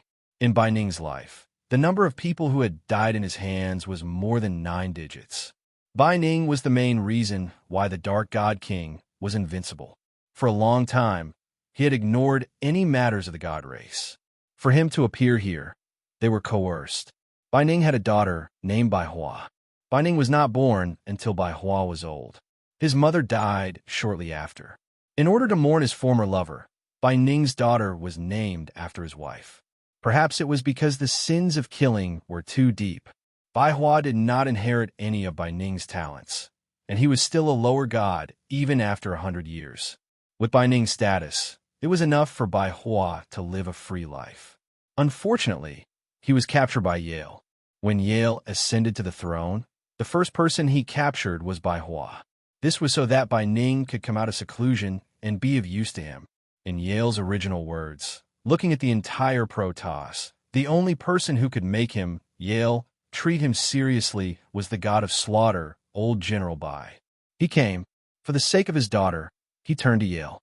However, who did not want to kill any more people, had never led his troops out of the god race's territory. He just wanted to stay here, safe and sound. As long as his daughter was safe, that was enough. Who knew? The epic era would attack. As the god race's #1 commander under Yale, he had no qualms about defending against the enemy. In the time it took to drink a cup of tea, 300,000 god race elites were organized, and 600,000 captives were escorted to their positions. He still did not attack. He silently watched the Outer Rim Protoss race attack. Even if the artillery fire outside made his eardrums hurt, he still bided his time. He didn't want to kill. He didn't want to be a cruel executioner anymore. Also, he bided his time because of the outsiders, the epic era. He, who had never paid attention to the god race's disputes. By chance, the god emperor had once heard of the epic era's master of the stars, the epic era's supreme commander, Yi Zichen. The god emperor never liked to praise others, but that day, he beamed with joy and praised Yi Zichen for over an hour. Since then, Yi Zichen's name was imprinted in Bai Ning's heart. Now that the epic era was attacking the Outlanders, a ruler praised so highly by the god emperor would absolutely not act rashly. At the very least, he had a 30% chance of success. After all, a 30% chance was already a very high number. Yale's existence had long since made the Outlanders an existence that couldn't be provoked. Against the Outlanders, even a 50% chance of victory was already an exaggeration. 30%. It was entirely dependent on the God Emperor's praise. The North was under attack. Bai Ning was naturally the first to learn of the spy's investigation. He knew, in truth, there weren't that many people in the area being bombarded. The only thing that Bai Ning was afraid of were the God-powered cannons. If he wanted to, He was confident he wouldn't need 100,000, just 30,000. No, it might be even fewer, but he could still kill all of them. But he couldn't do that. There was no way the epic era's Emperor Star wouldn't have any backup plans. If he rashly sent troops and fell into their trap, what would he do? Besides, he knew the South. He could vaguely see the traces of experts passing through. Perhaps this was a ploy to lure the tiger away from the mountain. So long as they left, the South would fall. But their elites weren't here. So what if the epic era advanced? Wait. He could only wait. He had to wait for Yale's orders. He didn't want to think too much about it. He'd fight however Yale told him to. Your Excellency, don't move. If they don't attack, we won't move. AI. The deity who'd been urging them to face the enemy waved his hands and left. No one tried to stop him. No one dared. How could anyone who could talk to Bai Ning like that be an ordinary person? In truth, he was one of Yale's main gods. If it weren't for Bai Ning, he'd be Yale's second in command. Bai Ning stood as still as a mountain. Until Yale sent word, he absolutely wouldn't move. In truth, this was the best-case scenario. Even if he didn't move, Go Yuzhan and Yi Zichen wouldn't. Until, Your Excellency Bai, it's bad. The spy ran over frantically. Bai Ning frowned and looked up into the sky. It hadn't broken. Although the barrier was cracked, it could still hold for at least half a day. Could it be? Is it Bai Yin? Yes, not long ago, General Bai Yin led the border guards through the barrier. That pig brain. When the barrier wasn't broken, it was absolutely stable, but once it was, there would be holes. Chapter 1951. Unable to accomplish anything, but only capable of ruining things. From the very beginning, when Yale arranged for Bai Yin to come here, Bai Ning had rejected it in his heart. They did not belong to the same era. There was no interaction at all. Bai Ning didn't quite understand Bai Yan's style of doing things, but from the moment they met, he knew that Bai Yin was an idiot. For a person like this to become a sovereign truly was a blessing from the heavens. Bai Ning was very arrogant. He did not like to be associated with idiots. In the beginning, he had expressed his intention to reject Bai Yin to Yale, but Yale acted as if he didn't understand and didn't think about it at all. Bai Ning understood. It wasn't that Yale didn't understand, but he had to pretend that he didn't. He invited him out of the mountain, but he didn't trust him. Bai Yin happened to be his most loyal dog, so he needed Bai Yin to stay here as a spy. Bai Ning accepted that his daughter was in Yale's hands. He thought that as long as the idiot Bai Yin listened to him, it would be fine. As for commanding the army to fight, he could even be a puppet deputy general. However, Bai Ning did not expect. How could a person be so stupid? At this moment, the Outer Realm celestial race was completely relying on the barrier that Yale had left behind. The people outside couldn't enter, and the people inside were absolutely safe. Although Ji Yuan's attacks were very fierce. In the end, the enchantment had been arranged by the God Sovereign, and Yale's methods were likely even more brilliant than the old God Sovereign's. Even if it was attacked from the outside, it would be difficult to break through in a short period of time. They had plenty of time to contact the Divine Emperor Yale and ask him to preside over the overall situation, or to come up with countermeasures. At the same time, it would also wear down Ji Yuan's combat readiness and the patience of the soldiers. It was a choice with hundreds of advantages and no disadvantages. It was completely broken by Bai Yin, the idiot. He couldn't take it anymore. So he activated the barrier and wanted to take the initiative to face the enemy. Yet they didn't know that all of this was exactly what Ji Yuan wanted. What he believed to be his battle achievements. Perhaps it might even become an era's contribution. Not only that, opening the barrier would inevitably cause the barrier to become unstable, and the impregnable defense would become extremely fragile if there were any flaws. Bai Yan's trip, he had tricked the entire Outer Realm God race. In the past, Bai Ning would not have bothered with such an idiot. This kind of brainless guy deserved to die. He didn't deserve to live. Not now. He was the commander of the Outer Realm God race, and he had to protect the Outer Realm God race. Bai Yin was also Yale's spy. He was dead. Bai Ning was not afraid of Yale blaming him, but he was afraid that Yale would vent his anger on his daughter. He had no choice but to grit his teeth and save that idiot. As for the South, let's hope that everything will be all right. He's pretty good at keeping his cool. The commander, Go Yuzhan, sat in the void, resting his chin on his hand. He looked at the Outerium celestial race, who were still holed up in their turtle shells. His steadiness caused Go Yuuzhan's expression to darken. This was definitely not good news. It looked as though he had found the weakest point of the enchanted shield.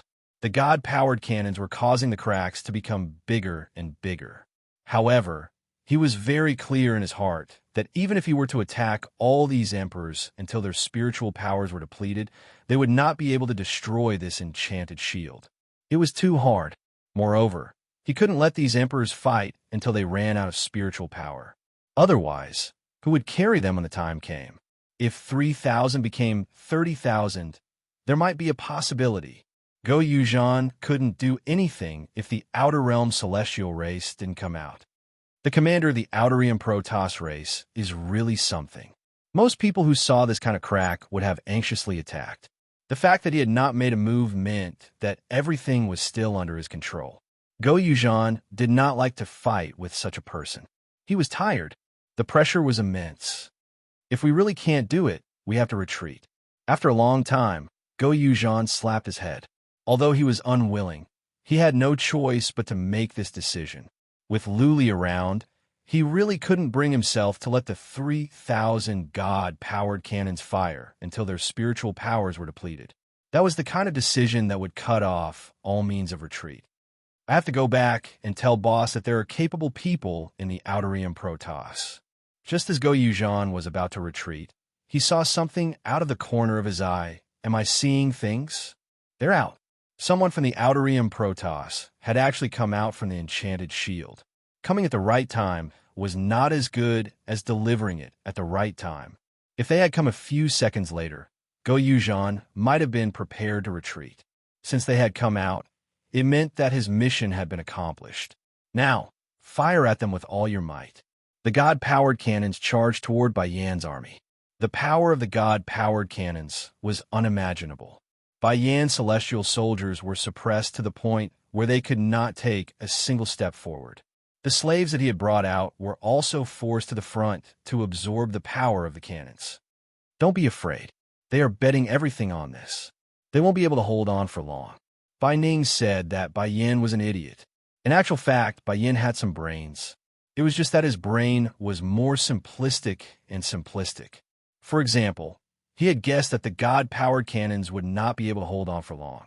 And he was right. Your Excellency, we can't fight anymore.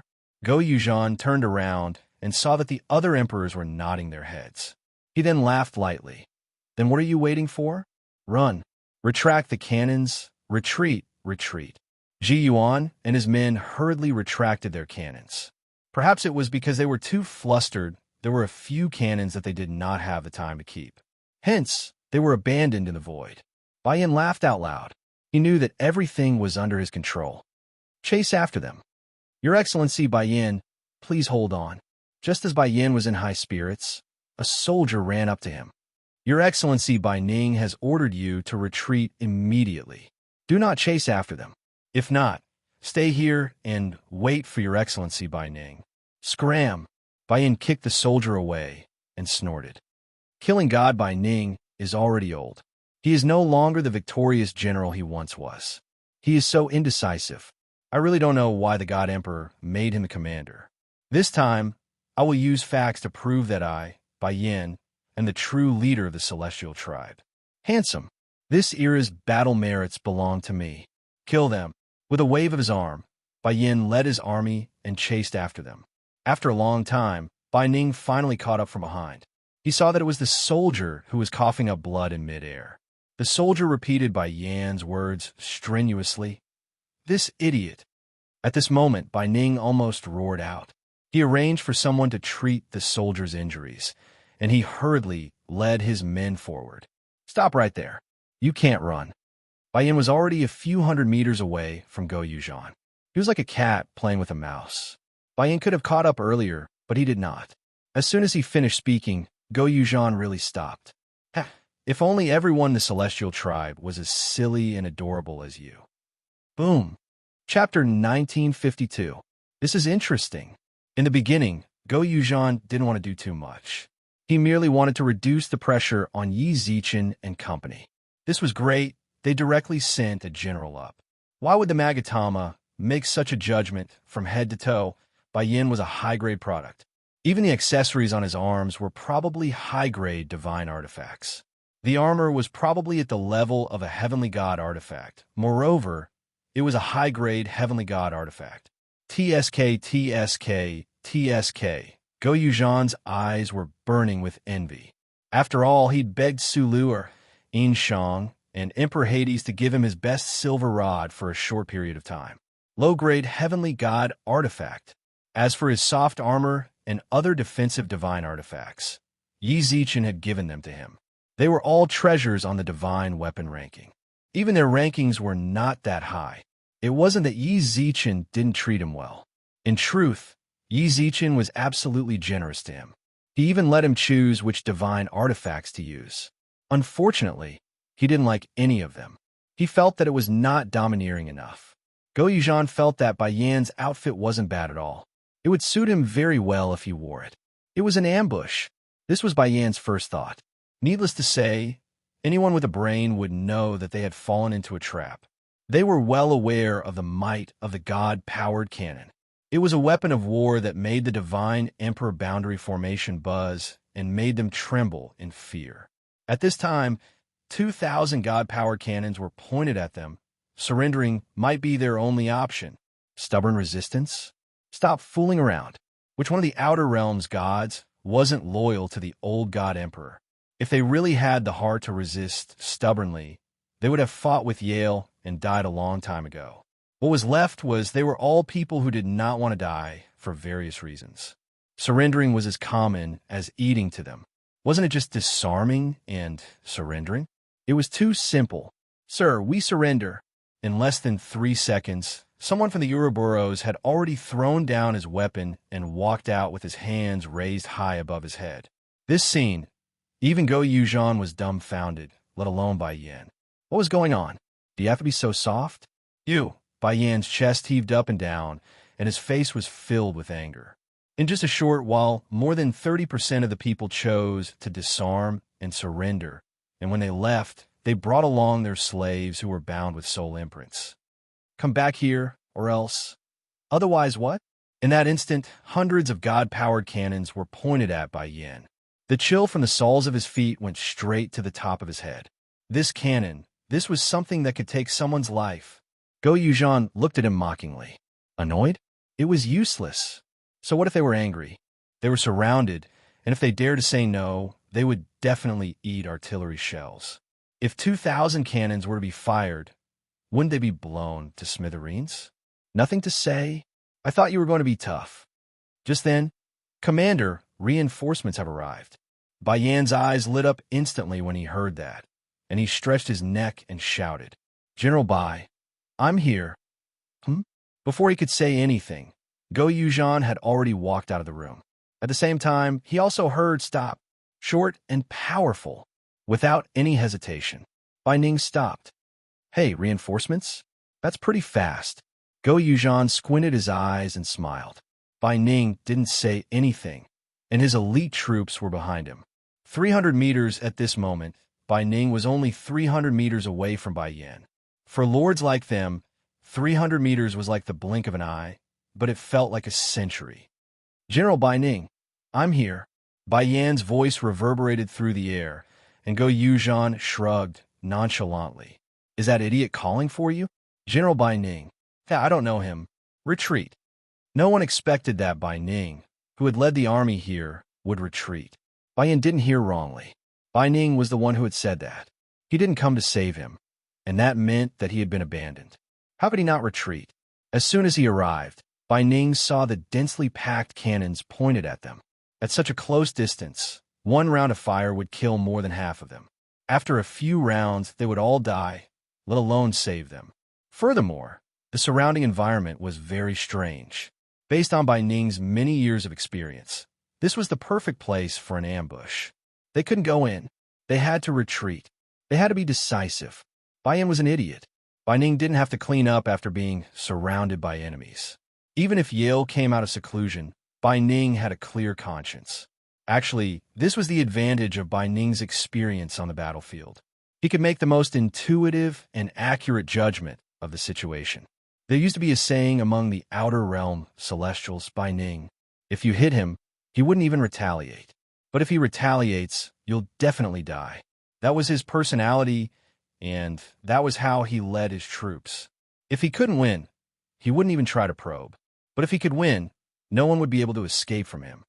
This old man must be the commander. He's a smart man indeed.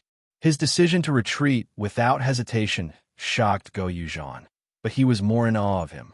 He was the Minister of the Right, the #1 general of the Star Dynasty. After receiving the Minister of the Right's inheritance, he had an incomparable ability to control battles. This ambush point, this was the best geographical location he had found after investigating the surrounding situation. 2,000 God-powered cannons. Whoever came would die. If Bai Ning had advanced another 200 meters, Go Yuzhan would definitely have died here as well. What got a slaughter? Entering this place was all bullshit. He couldn't take the initiative to face the enemy. Moving the God-powered cannons was troublesome, and this was the best ambush point. If he retreated, Bai Yin and the others would no longer be restricted. If he didn't, firing the God-powered cannons would only be a waste of shells. It would also expose his side's true strength. It was a bit of a pity that Bai Ning had escaped. If he'd been captured by this commander, the Outer Realm Celestial race would definitely be a pile of loose sand. When that happened, they could fight however they wanted. At most, Yale might be a problem, but Go Yuzhan didn't need to worry about him. Yale. Naturally, Yi Zichen would deal with him. But that wasn't bad. Bai Ning had escaped, so be it. Capturing Bai Yin had already exceeded his expectations.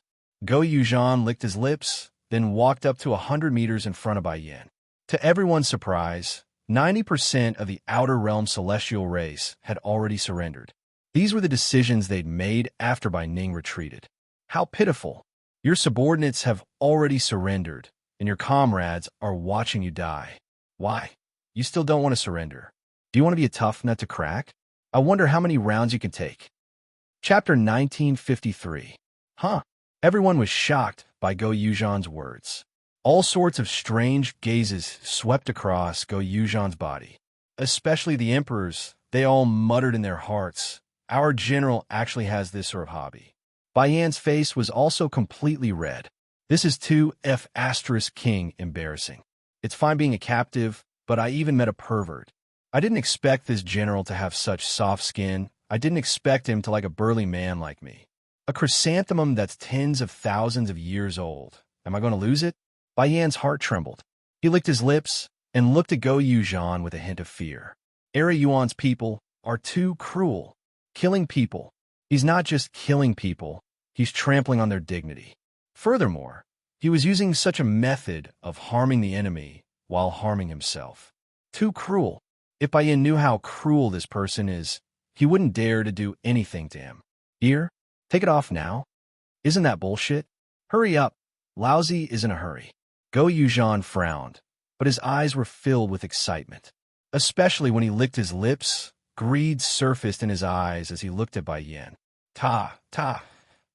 In an instant, the emperors of the Shinwei Cannon Corps all retreated several tens of meters. His gaze was too terrifying. The moment they saw that gaze, their chrysanthemums all tensed up. Little Lori's face was red, and her fair and tender fingers were trembling violently. No wonder. He's always hanging out with that damn fatty Yin Shang. The two of them are actually gay friends. I'm going to tell big sister Suju. Lori whimpered and ran away. Go Yuzhan, who was waiting to take off Bai Yan's equipment, was completely confused. Only then did he realize the ambiguity in his words. Lori, wait for me. You misunderstood. Go Yuzhan didn't forget to warn the cannoneers as he chased after Lori. Send a signal to boss and tell them to act. Also, I have to see him naked before I return. The cannoneers felt a chill down their spines, while Bai Yan's vision darkened. In the end, I still can't escape my fate of being killed. Bang! He fainted. 3 dazzling sparks exploded in the sky, appearing in front of Yi Zichen and the others. Yin Shang, who had been staring at the signal, raised his eyebrows when he saw it. The Ahog is done. Yi Zichen nodded, and Inshong waved his hand. Fire! Boom, boom, boom. The roar of cannon fire was deafening. When Yizichen's cannons started firing, it was obvious that the commotion was several times greater than Go Yuzhan's. Tens of thousands of god-powered cannons fired in unison. The enchantment of the god race began to tremble violently. It was obvious that even though the God Emperor's enchantment was set up by the God Emperor, it was still unable to withstand the bombardment of the god-powered cannons. Of course, it was also possible that Bai Yin, that idiot, loosened the barrier after he opened it, causing the defense to not be as impenetrable as before. He's here. He's here again. The god race was in chaos. Go Yuzhan's cannons had already thrown them into a state of panic. However, the impact of 3,000 god-powered cannons on the Outerium celestial race wasn't that great. The gods of the Outerium god race, he could also do what he was supposed to do step by step. But now, tens of thousands of god-powered cannons fired in unison. The tremors they felt from the enchantment were all too real. The people of the god race were all looking outside in fear. They were afraid that the enchantment would shatter and they'd be caught in the crossfire. General Bai, where the hell did General Bai go? The commanders of the god race army roared impatiently. The current situation had thrown them into disarray.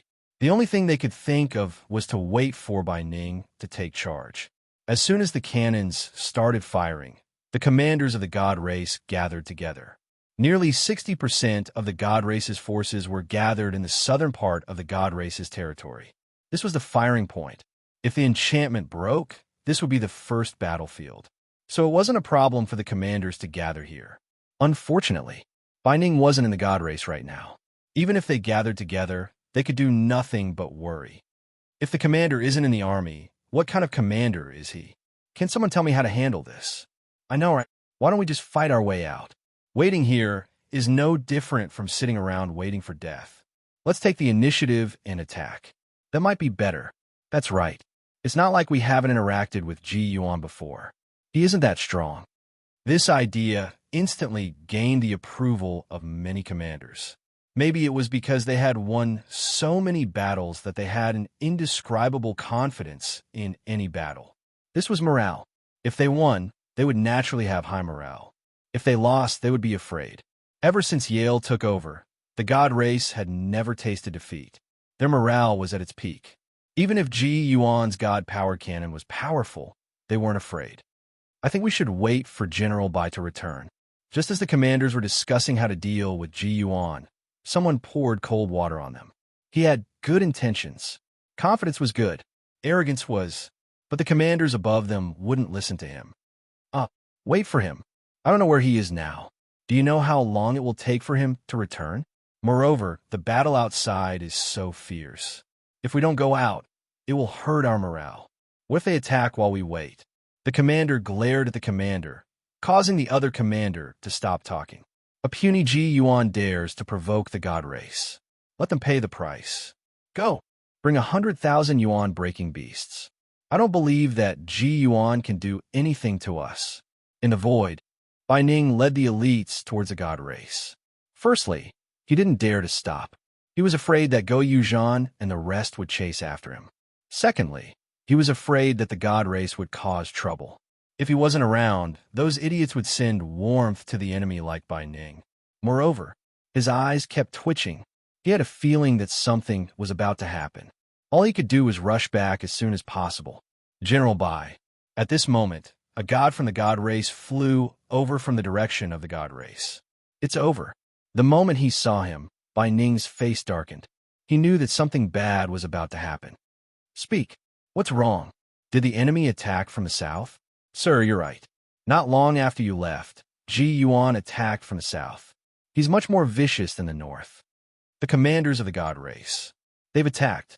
Our commanders said to wait for you, but they didn't listen. They said that you wouldn't be able to rush back.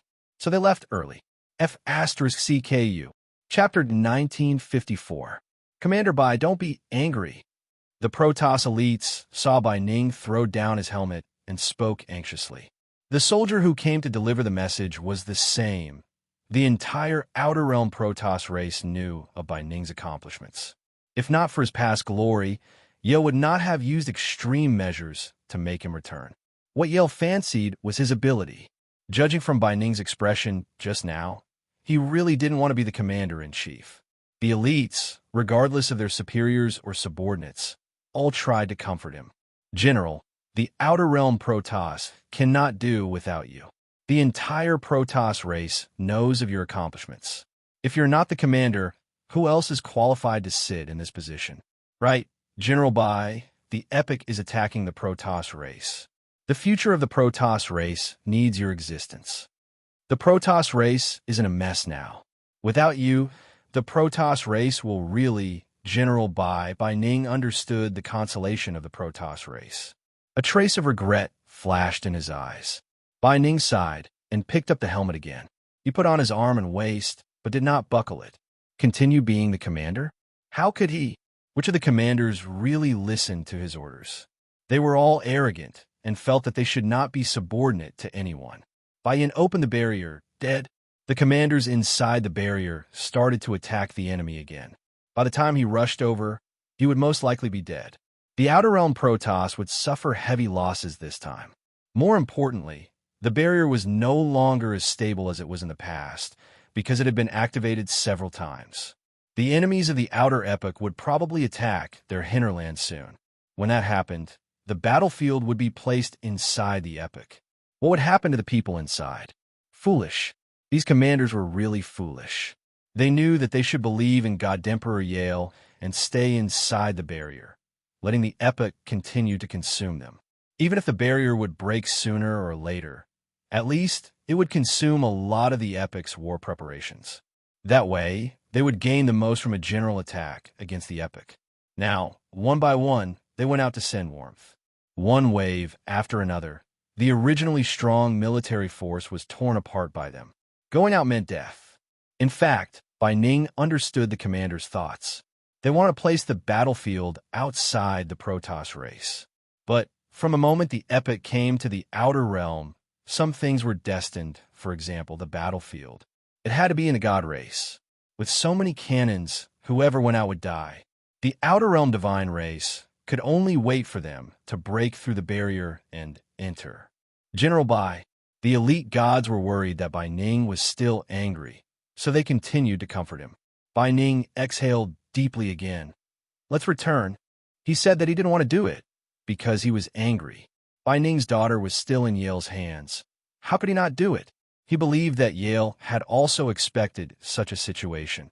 He made Bai Ning the commander-in-chief so that he could use his experience to deal with the current situation. How to deal with it? However, it was a difficult problem for Bai Ning. Go back and lighten the troops. We'll make a decision when the time comes. Then the commander-in-chief and the others, good luck to you then. It was obvious that Kai Ning didn't want to care about them anymore. Even if these idiots were saved, they would do something stupid again. Moreover, they had to take responsibility for their own actions. Dead. It could only be said that they were unlucky. To survive, he was just lucky. Right, one of you go and report to Lord Yale. Tell him about the situation and let him make a decision. Bai Ning snorted. Some things had to be made clear. He didn't want to be the scapegoat. Kill them all. By now, the commander-in-chiefs had already left the barrier and arrived in the outside. Their troops, they were far more unyielding than Bai Yan's border guards. The high morale of the extraterritorial god race didn't need to say anything. They fearlessly charged forward against the cannon fire. They only had one goal, to kill all the enemies. Yi Zi, the outsiders are coming out. The muzzles of the divine-powered cannons are starting to turn red. Should we withdraw the cannons? Yi Zichen gestured for the divine-powered cannons to rest. Instantly, the cannons were withdrawn, and experts proficient in water techniques began to cool them down. The cannoneers, who'd been firing for an hour, sat paralyzed on the ground and rubbed their heads. Indeed, they could recover their spiritual energy with spirit recovery pills, but they couldn't erase their mental exhaustion. Especially Yi Zichen's request. They were aiming at those 10 points. Everyone was extremely focused, afraid that they would miss by even a centimeter. The logistics department began to transport supplies to the retreating soldiers. If they retreated, it would mean that charge. To everyone's surprise, The demons were the first to bear the brunt of the attack. Cain stood in the sky, clad in black imperial armor and wielding a sacred sword. 300,000 soldiers, 10 of them. Every single one of them was led by an imperial lord. They fearlessly clashed with the outsiders. After that, frost filled the sky. When a frost appeared, the temperature plummeted. Yi Zichen and Yinshan couldn't help but pull themselves together.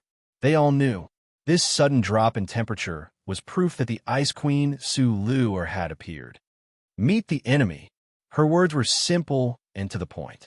At Su Lu's snort, the Yao experts charged after them. Yi Zichen even saw a few familiar faces among them. Zhuge Kongming, Little White. Xia Kiki was among them.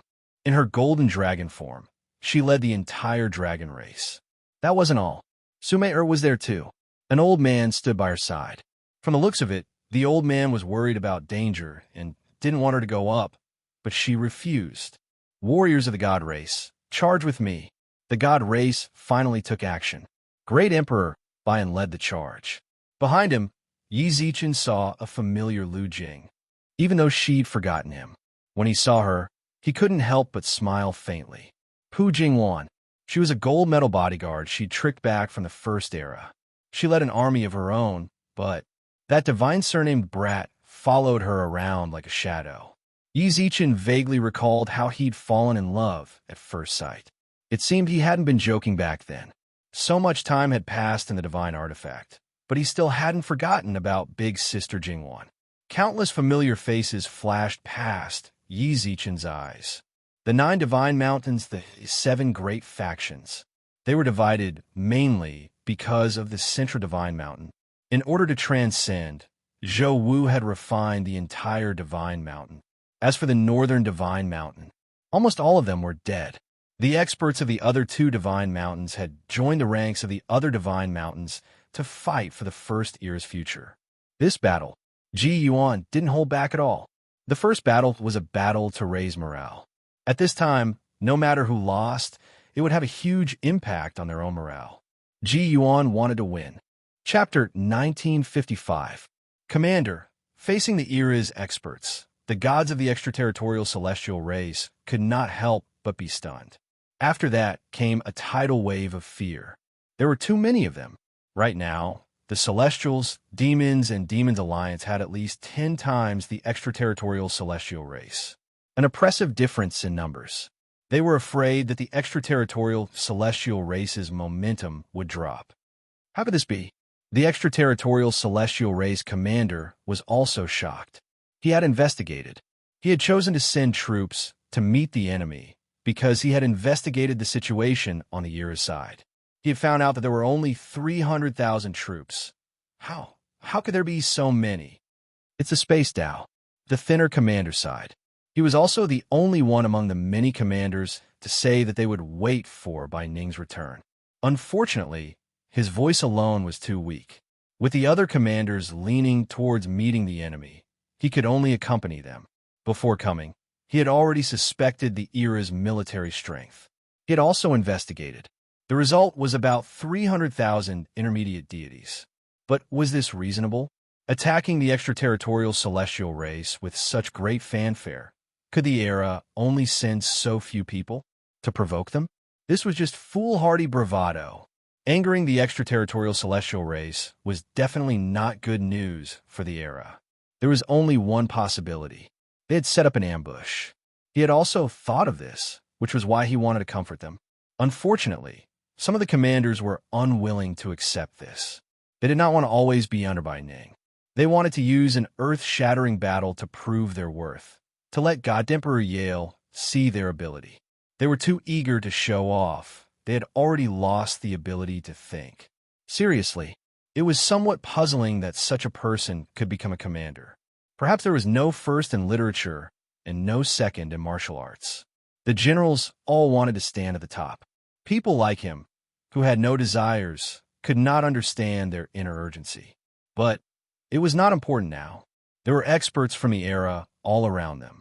The million extraterritorial celestials were surrounded by the era, and it was difficult to find a way to break through. Even if they stubbornly resisted, it was only a matter of time before they were eaten away. Moreover, and the cannons. The Era's cannons had been withdrawn. If the cannons joined the battle, how long could they last? We've been tricked. We can't get out. A sorrowful sigh came from the mouth of the more rational commander. The other commanders frowned deeply. The celestial beings of the celestial race were all in danger. Only the slaves were in a daze. They didn't have any emotions towards life or death. Humph! Don't give up too early. I really don't know why Lord Yale would allow someone like you to be on equal footing with us. The chief commander snorted angrily. It was clearly his fault that had caused the gods to be in such a predicament. But in his mouth, it was someone else's fault. It's just being surrounded. What's the point of being discouraged before we even attack? The epic era only has an advantage in numbers. But how can those lower planes compare to the combat power of us true gods? As soon as he finished speaking, the surrounding gods were all shocked. That's right. Previously, they had indeed placed too much emphasis on numbers, but they had forgotten about the gap between their realms. One had to know, a single deity king could instantly kill millions of true gods. What was the point of quantity at this point? When there was an absolute gap between realms, numbers were no longer a necessary factor in deciding the outcome of a battle. Era, lower plane. Whether in terms of overall strength or individual combat power, they were no match for the extraterritorial celestial race. No matter how many of them there were, they were just a motley crew. The extraterritorial celestial race, they were the true, strong soldiers. A motley crew wants to defeat our great celestial army? Is that even possible? Besides, we are not truly at a dead end. We know that if we hold on until Bai Ning brings reinforcements, the crisis will naturally be resolved. These people from the epic era should be all of their military power, but our extraterritorial celestial race still has tens of millions of celestial warriors and slaves that have yet to come out. Era, we will definitely lose. Roar, the extraterritorial celestial race raised their arms and cheered. With just a few words, they had raised the morale of the extraterritorial celestial race. The rational commander could not help but sigh when he saw this. Perhaps he really was not suited to lead troops. Indeed, he was just a scholar before, and leading troops to war was not his job. He was too rational. He could see some things more clearly. But sometimes, such rationality was not needed when leading troops to war. At least, under such circumstances, rationality was superfluous. But the rational commander could not help but think, would Bai Ning really come to save them? He did not understand Bai Ning. But from his actions, he was an arrogant person. He did not want to be associated with idiots. The actions of these commanders were exactly what Bai Ning thought were idiots.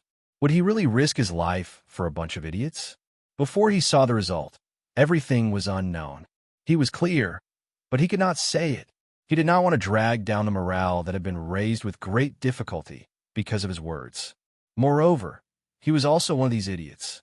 If he wanted to live, he really had to fight with his life. Kill. There were no unnecessary words, and there was no need for any unnecessary words. The rational commander laughed and waved his arm. All the extraterritorial celestial race subordinates charged forward, and there was no hesitation in his eyes. Retreat was death. Only by advancing could one survive. They moved quite fast. Commander Lei Li snorted when he saw this. He also pointed his sword forward. Meet the enemy. General Bai, the head count is done. Speak. There are 14 million celestial warriors and 20 million slaves left in the enchantment. Is that all? Bai Ning, who was sitting on a rock, frowned slightly. His white hair danced in the wind. If we include the lower and lower celestial warriors, there are more than 100 million. No need. The lower celestial warriors are useless in this battle. It is impossible for the epic to send such people over. They're just sending themselves to death. Although Bai Ning's eyes were old, they shone with wisdom. He took a deep breath and looked at the logistics officer in front of him. He knew that he had reported the troops of the extraterritorial celestial race after they had integrated. Outside, the artillery fire had stopped. What was even more chilling than the sound of the artillery was the countless roars of killing. There was no need to go out. Just the roars alone showed how fierce the battle was.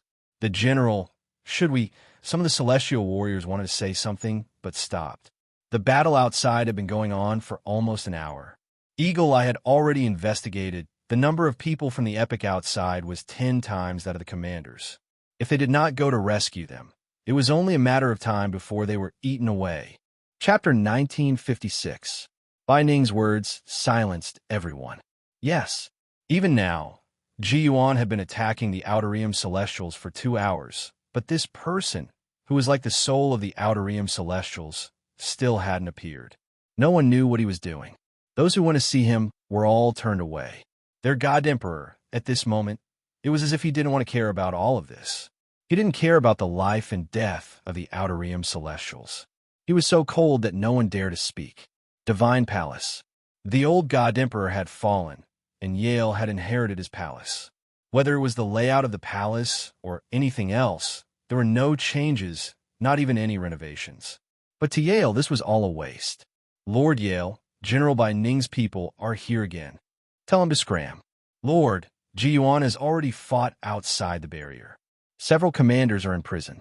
If you don't show up now, I'm afraid the Outer Realm Celestials will suffer heavy casualties. Then let them die. Cold. Heartless. When Yale's words came out of the room, the overlord outside the door trembled. Before he could digest it, Yale's disdainful whisper sounded again. This emperor has said countless times that the Outer Realm Celestials don't need trash. The entire Milky Way doesn't need useless people who waste resources. If even a tiny era can't resist, then it means that they don't deserve to live in the future that this emperor is about to establish. If there's nothing else, don't bother this emperor. If you say another word, this emperor will kill you too. In an instant, the overlord outside knelt down. Immediately, there was a miserable wail in the room. I really don't know what you're still resisting. Don't forget, this godhead of yours belongs to this emperor. Yale stared at the old man in front of him. At this moment, this old man was chained to a cross. In between his brows, there was a pitch-black light. Through his messy white hair, one could vaguely see the pitch-black godhead in between his brows. Heh! The old man's lips twitched weakly. Stop dreaming. I've long refined the godhead. Now it only belongs to me. You'd better put away your tricks. Qinglan, is this interesting? When the old man's voice fell, Yale shrugged helplessly. Qinglan. The old man in front of him was Qinglan. Ever since he was captured by Yale, he had been subjected to inhumane torture. And Yale's goal, it was to extract his godhood and fuse it with his own body. In order to succeed, Yale continuously tortured him, depleting his life force. At this time, Qinglan, who had once been able to fight a god king, did not have many months left to live. Yale had specially left it for him. If Qinglan died, even if he obtained the godhood, it would take a lot of effort to nourish it. Yale didn't have the time and patience to do so. Your divine power has been sealed by me. You can't even self-destruct. What's the point of persisting like this? Why don't you give the godhood to this empress and let this godhood that belongs to you and me shine? Qinglan, you and I are best friends. Yale played the pity card, but at this time, the pity card was so ridiculous. Best friend. If they were really good friends, how could Yale treat Qinglan like this? Huh. Qinglan ignored him and snorted softly. Qinglan, don't be so shameless.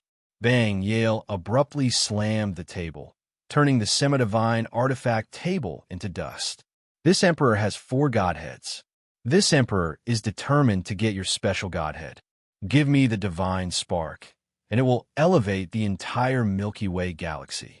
This emperor is creating a new future, creating the position of the Milky Way galaxy's future overlord.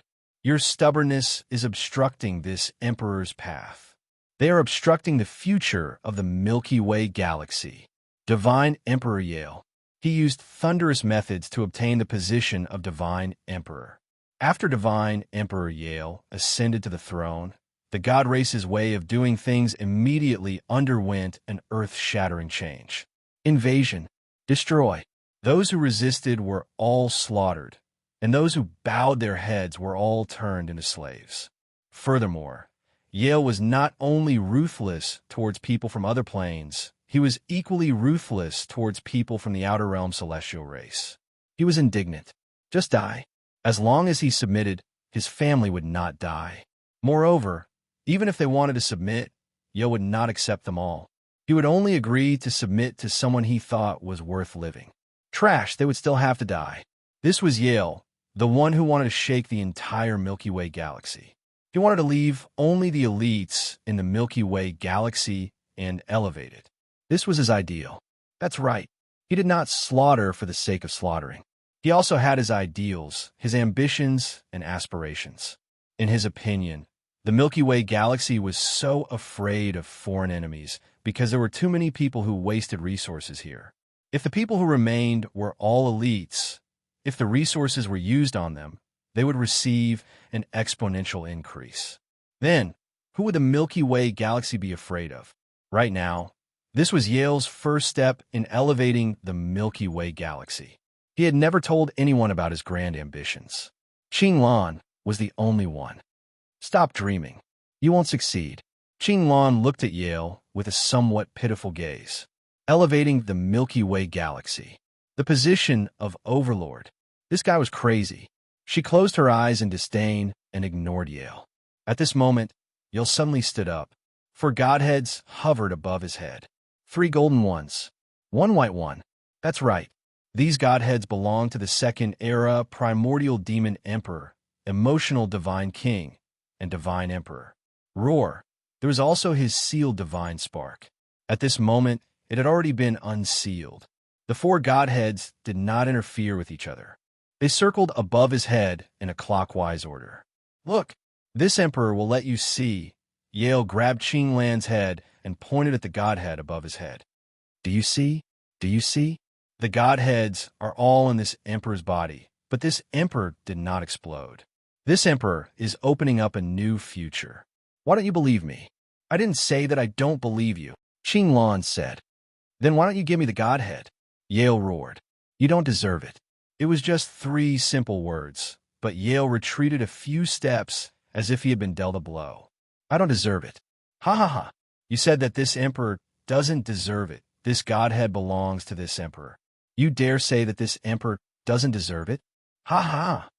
In an instant, Yale's gaze turned cold. Qinglan, this emperor remembers old times. I want you to die with dignity, but you are really too stubborn. In that case, this emperor can only take it personally. You will fail. Fail? As long as this emperor. I'm talking about your grand blueprint, Qinglan said. In your eyes, the weak don't deserve to live. You should pay attention to the strong. If you want to elevate the Milky Way galaxy, you will fail. Impossible. No one can stop this emperor. Chapter 1957.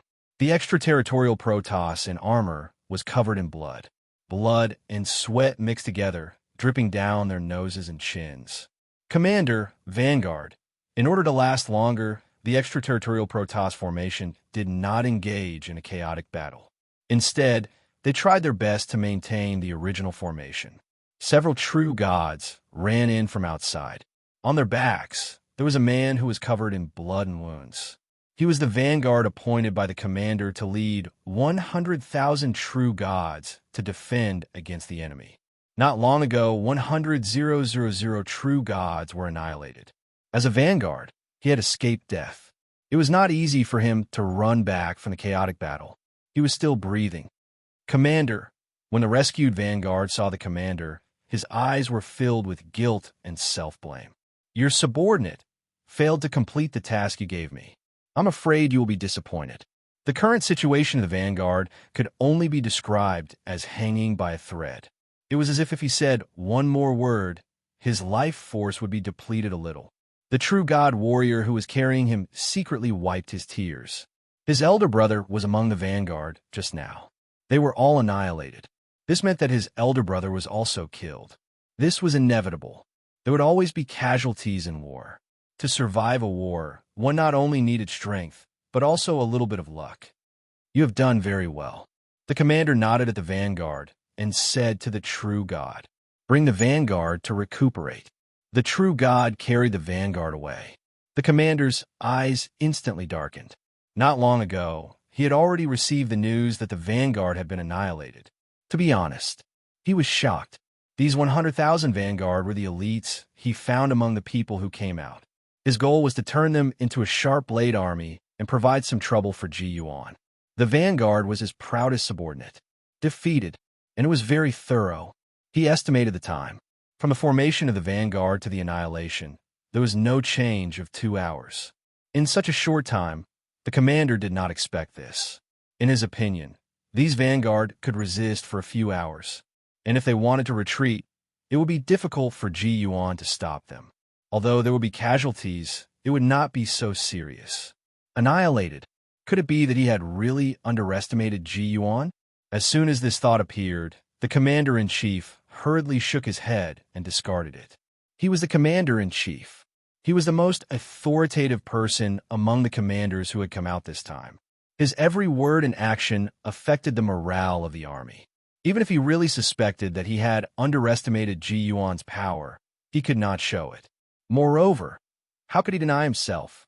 Having been in the Outer God race for so long, he had experienced no less than 10,000 major and minor battles. That war was not a blessing in disguise. He had to believe in his own decisions.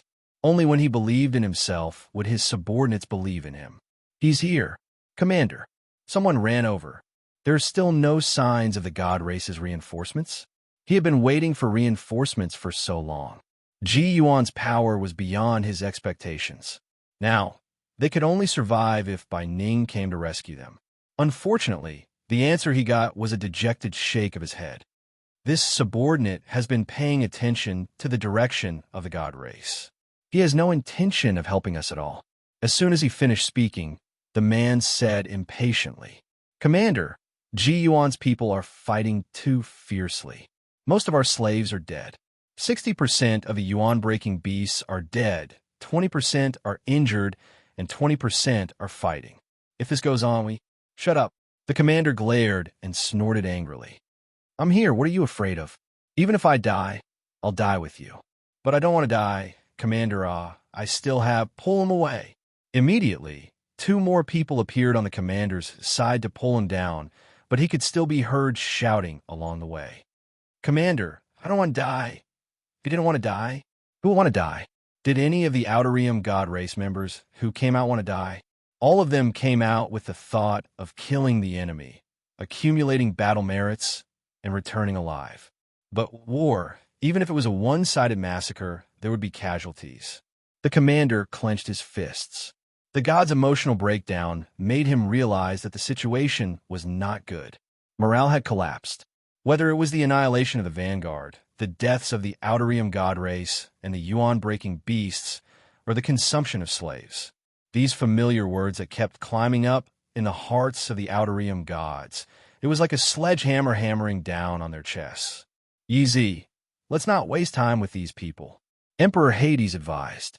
In truth, he was anxious to fight his way into the Outer Yale had captured Su Yin.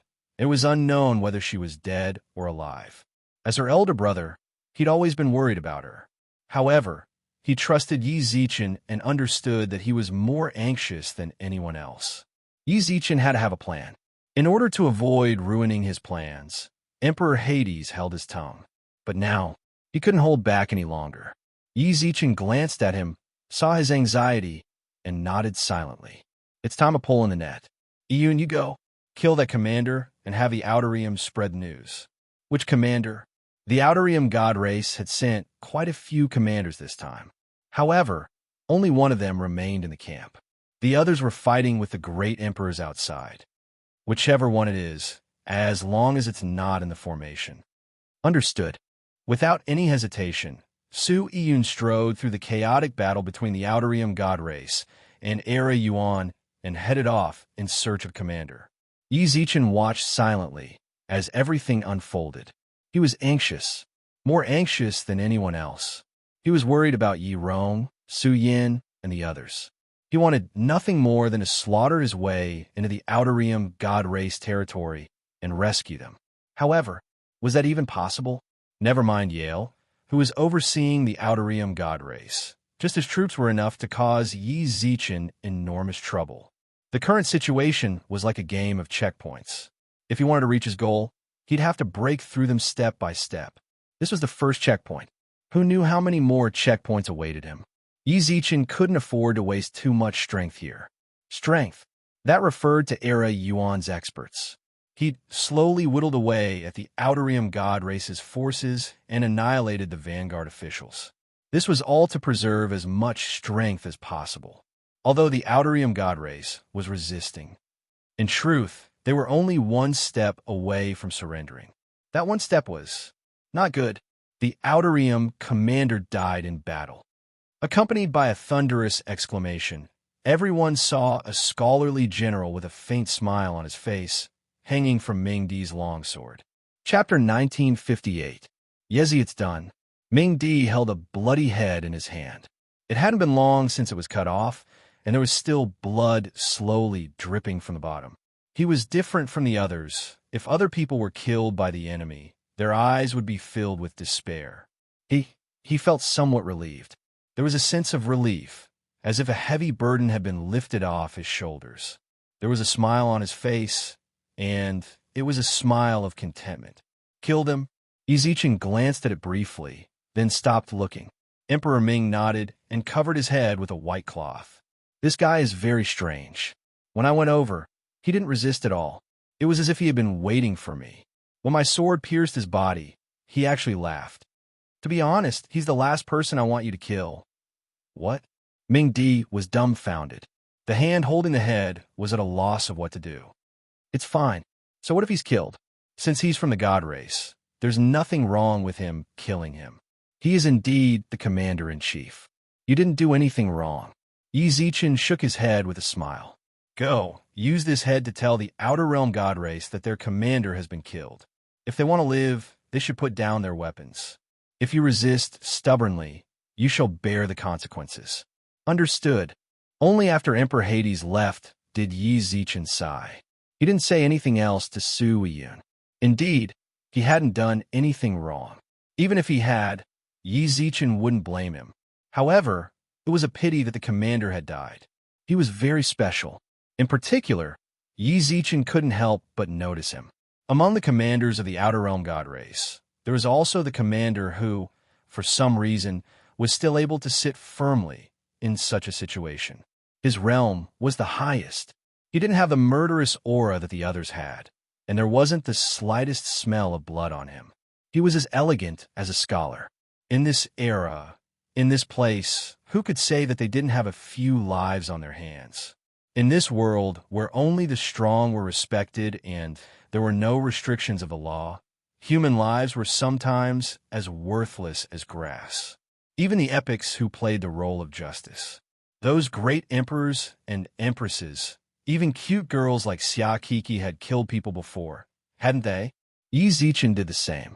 He didn't just kill, and he killed a lot of them. Anyone could smell the scent of blood on them, except for this general. He was so elegant that he could not feel the slightest trace of blood. He hadn't killed anyone, even if it was an insignificant person or a demon that had yet to reach adulthood. He had nothing. Even in the war between the Outerium God race and Ji Yuan, he had only injured someone. Even if they tried to assassinate him several times, he only beat that person until he lost the ability to move, but he didn't take his life. In order to prevent that person from dying after losing the ability to move, he even sent him to a safe place. Facing the enemy, Yi Zichen knew that he couldn't do that. This great battle was caused by the Outerium God race's Yale. In order to live, Ji Yuan had no choice but to resist. Yi Zichen could tolerate those normal people, but when it came to those who brandished the butcher's knife against Ji Yuan, even if they were forced to, Yi Zichen couldn't forgive them so easily, but the commander-in-chief. Yi Zichen was willing to let him live. There were no conditions, and he was allowed to decide his own path of survival. Unfortunately, he was dead. If he died, so be it. Yi Zichen stretched lazily, then cracked his neck a few times. Emperor Hades continued to act according to plan. Yi Zichen trusted that nothing would deviate from his predictions. It was time for him to move. The commander-in-chief looked down at his feet. He'd watched with his own eyes as Ji Yuan's experts nibbled away at his subordinates. He looked at the Outerium god race. The primordial beasts he'd spent millions of years raising fell one by one. He couldn't bear to watch any longer.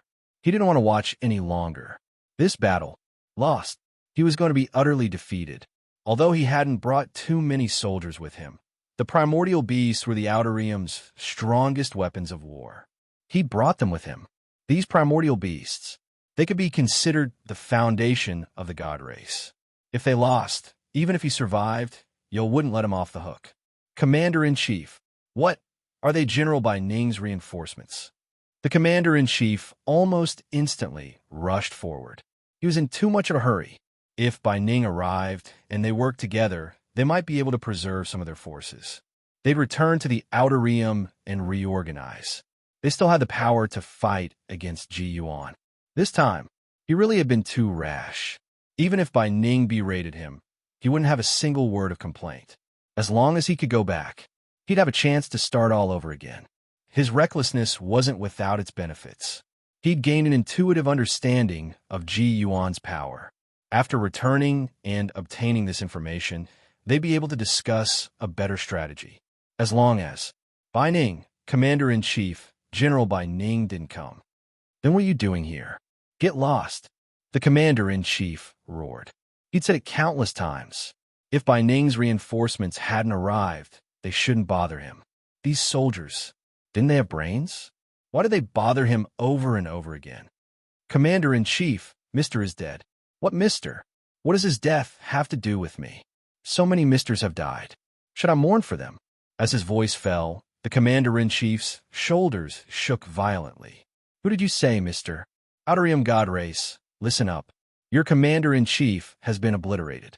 Our era's Star Lord has the virtue of cherishing life. Put down the weapons in your hands and give up resisting. Our era can spare your lives. If you resist stubbornly, you'll have to bear the consequences. Outerium God Race, listen up. Your Commander-in-Chief. Emperor Hades' howl reverberated through the outer realms.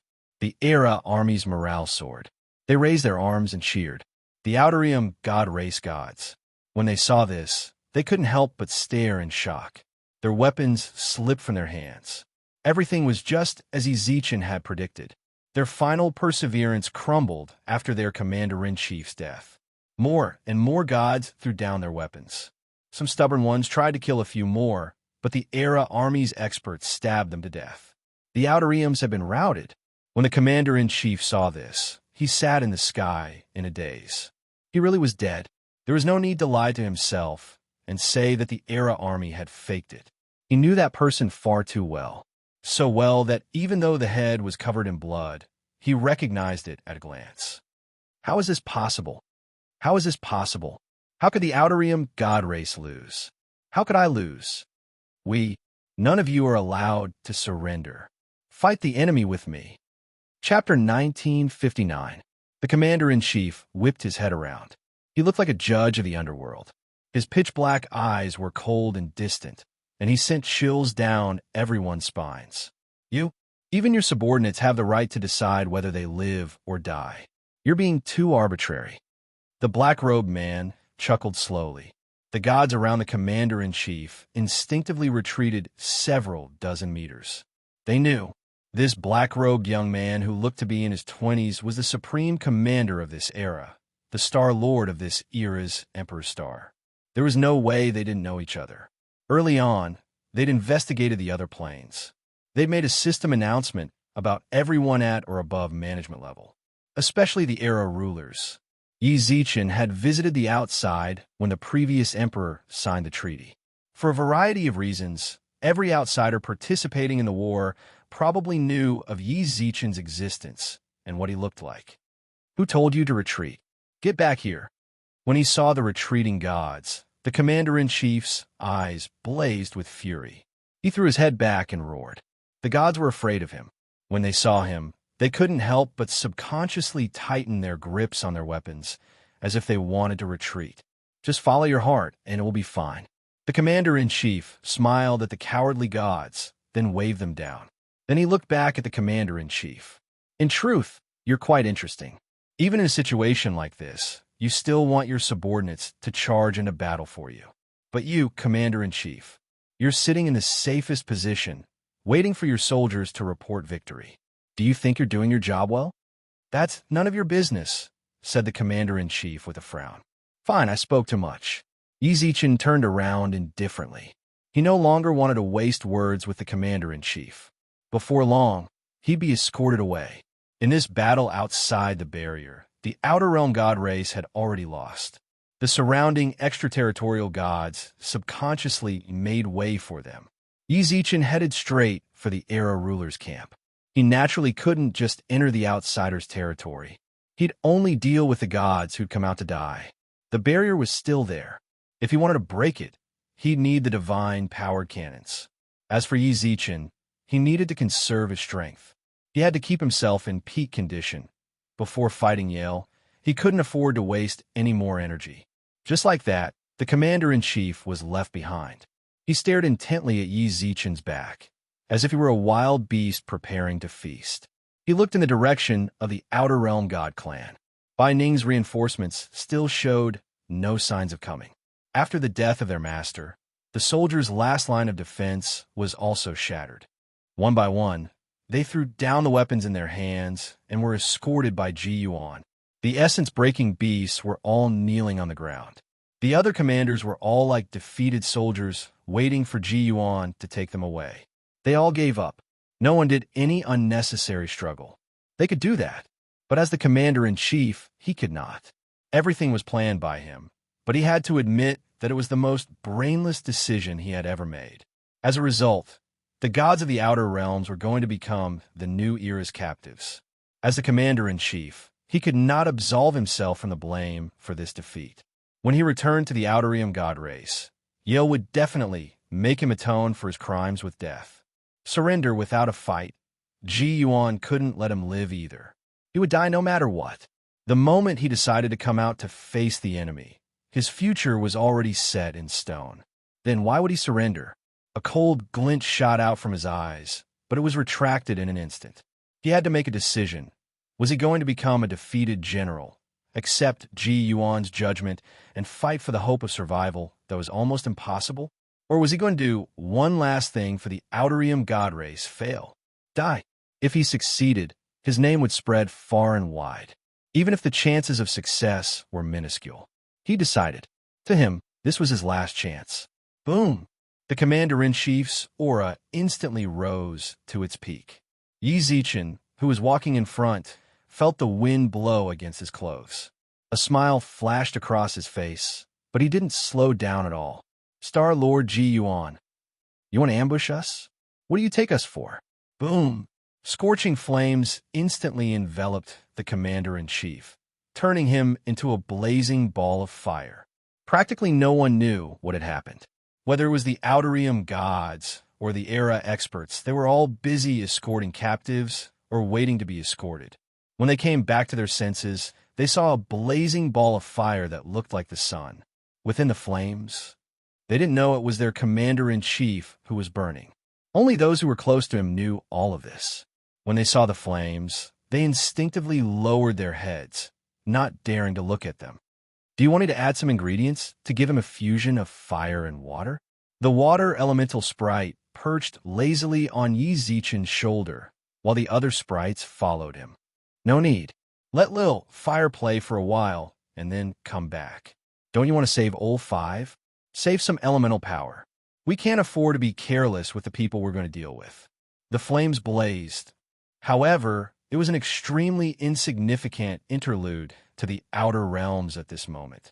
They'd lost. They were waiting for the Era Lord to capture them. The Era Lord's experts were brimming with fighting spirit. They either helped with the captives or brought the wounded to be treated.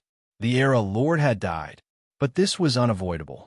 Before coming, they'd already made ample mental preparations. Death offered them hope for the future. Besides, to the Era Lord, compared to the Outer Realms, these deaths were a complete victory. Zichen, why did you run over there? Didn't I tell you not to run around? As soon as he returned to face the enemy, Mo cursed him to his face. When the other Era Lord experts saw this, they merely snickered. Only's what Mo dared curse at Yizichin like this. I had no choice. If I hadn't gone, that guy might really have surrendered. Isn't that what you wanted? Yes, but I don't want him to surrender. I want him to die. He was the mastermind, and he was the one who'd wanted to reap the spoils of war. He was the one who'd caused the Era Lord's casualties. How could they let someone like that live? What a joke. How's the divine powered cannons rest? After this battle, the outside probably won't take the initiative to attack again. We'll need the divine powered cannon to keep firing and break through the Era Lord's barrier. It's pretty much cooled down. If we don't worry about the damage, we can fire continuously for a day, but after that, we won't be able to use it again. All right. Chapter 1960. Inside the camp. Bai Ning sat in front of his desk. Below him were 6 commanders and 24 deputy generals. The remaining 6 commanders were located in a more remote position. Although the Outer Realm Protoss had been under constant artillery fire, there were sounds of artillery fire from the north and south. Even if they rushed to help, they did not know where to go. Their only decision was to defend themselves. They would stay in the area that Commander Bai Ning had demarcated. As long as they were not under attack and Commander Bai Ning did not ask for help, they would not move. At this moment, they would be here. They were under Bai Ning's command. And sitting here, looking at the 24 deputy generals, they could not help but feel a little emotional about their decision at that time. Fortunately, when the other commanders came to help, they did not act rashly. If they had come in a hurry, they might have followed in the footsteps of the 24 commanders. They heard that they were all dead. If not for the deaths of those commanders, these deputy generals would not have had the chance to rise. But they did not understand, was the era really that strong? The Outer Realm Protoss had been attacking cities and plundering lands for half a year. Everywhere they went was either destroyed or became a slave plane, even if it was some of the higher-ranked planes. It was the same. A small era, panting under the shadow of the Outer Realm Protoss. There were not many Lord Realm experts in the entire era. They could defeat the Outer Realm Protoss, and they had 24 commanders and hundreds of thousands of troops. One must know that these commanders were all Lord level and above. Among the Lord level, they were also the best. But no matter how puzzled they were, they did not dare to say anything. Commander Bai Ning's expression was very ugly. Since they arrived, this commander had been sitting in front of the commander's desk without saying a word. His gloomy face seemed to be dripping water. The pressure in the camp was so low that even the Lord-level experts found it hard to breathe. Bang! At this moment, Bai Ning suddenly slammed the desk. This slap caused the hearts of the commander-in-chief and deputy generals in the camp to tremble. What is Yale trying to do? Calling Yale by his name. Was Bai Ning crazy? The commanders and deputy generals knelt on the ground almost instantly. Yale! He was not a god king now, but a high and mighty god emperor. Even a god king, a lord-level person, had to respectfully address him as lord. Bai Ning was in this period. When Yale was in power, he still dared to use such a disrespectful tone to criticize divine Emperor Yale. He wanted to die. The people at the bottom didn't want to die. He was kneeling to Yale, hoping that the divine emperor would not vent his anger on him. More than 10 times. Send all my men back. He didn't say a word and didn't give any orders. What does this deity emperor want to do? Could it be that the god clan of the Outer Realm is dispensable to him? Bai Ning was so angry that his beard trembled. He bowed his head for a long time, but he didn't feel the anger from above. He slowly got up from the ground. Commander Bai, you dare to sit? What? Aren't you afraid that Yale will convict you? How could the commander-in-chief and deputy generals not be afraid when they called him by his name? Everyone looked at the sky carefully. Then, one of the commanders stood up with an apologetic smile. Commander Bai, please calm down. What are you trying to say, you old fox? Bai Ning recognized the commander who spoke. He was an old man from the same generation as her. At that time, he was a commander, and this old fellow was a deputy. It was true that everything was possible when one lived for a long time. He, who wasn't outstanding in terms of ability or strength, actually became a commander now. Thinking of this, Bai Ning couldn't help but mourn for the god clan of the Outer Realm. The younger generation didn't produce any talents, and no one could replace their position. That was why the God clan of the Outer Realm declined. Commander Bai, don't be angry. I know you're angry. Lord Yale has never given you clear instructions, and anyone would be at a loss as to what to do. But Lord Yale definitely cares about our God clan. Otherwise what? Care about the God clan? Or do you want to fulfill his ambitions? Old fellow, don't you understand? Bai Ning attacked him mercilessly, and the old fox was also speechless. Understand? Of course he understood. If Yale attacked other planes at the beginning, it was like a new official making 3 changes.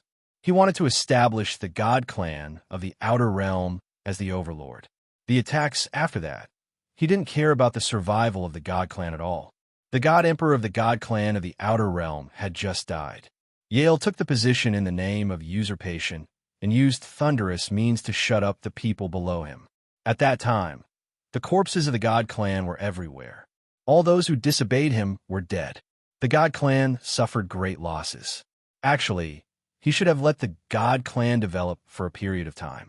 But what Yale did was attack. Crazy attack. There was no end to the attacks. During this period of time, he also issued certain death orders to the various commanders. If they couldn't take it down, they would bring their heads. The time given was pitifully little. They could win. It was completely based on the high-end bloodline of the God clan, and their overall strength being superior to other planes. But after their triumphant return, there was no rest, continued to attack. For a long time, the God clan of the Outer Realm were in a frenzy of killing. Exhaustion? No way. If he told you to kill, you had to kill. If you didn't, then you would die. Who knew how many of them had gone crazy from killing, their eyes red from killing, even killing their own people? There were also those who couldn't bear the torture and committed suicide. There were many. Was this for the God clan of the Outer Realm? Absolutely not. Everyone knew that Yale didn't do it for the God clan of the Outer Realm, but who dared to say it? Those who dared to say were all dead. Those who wanted to survive could only grit their teeth and continue to persevere. Look at those God clan members outside. Their exhaustion could be seen on everyone's face. They couldn't rest. Rest was the dregs that Yale said were a waste of resources. Dregs were equivalent to death. Not only was the old fox silent, the other commanders and deputy generals were also indifferent. They couldn't say anything else. Yale is ambitious. That's understandable. I can fulfill his ambition for my daughter. But what is he doing now? Bai Ning slammed the table and roared. How long has it been? It's almost been 24 hours. He, the God Emperor, hasn't appeared, and the cannons outside have been bombarding for several hours. The people I sent have all been scolded and returned. What does he want me to do? Maybe Lord Yale trusts you. This kind of low pressure was ultimately not the solution to the problem. One of the deputy generals spoke. This subordinate suggests that we face the enemy. Maybe the commanders are still alive. If we go out, we might then go out. Chapter 1961. Hearing that, the deputy general shut his mouth.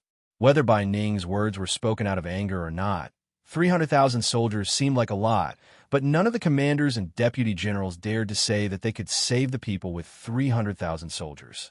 Nearly 1 million people were trapped. 300,000 soldiers were just there to provide warmth.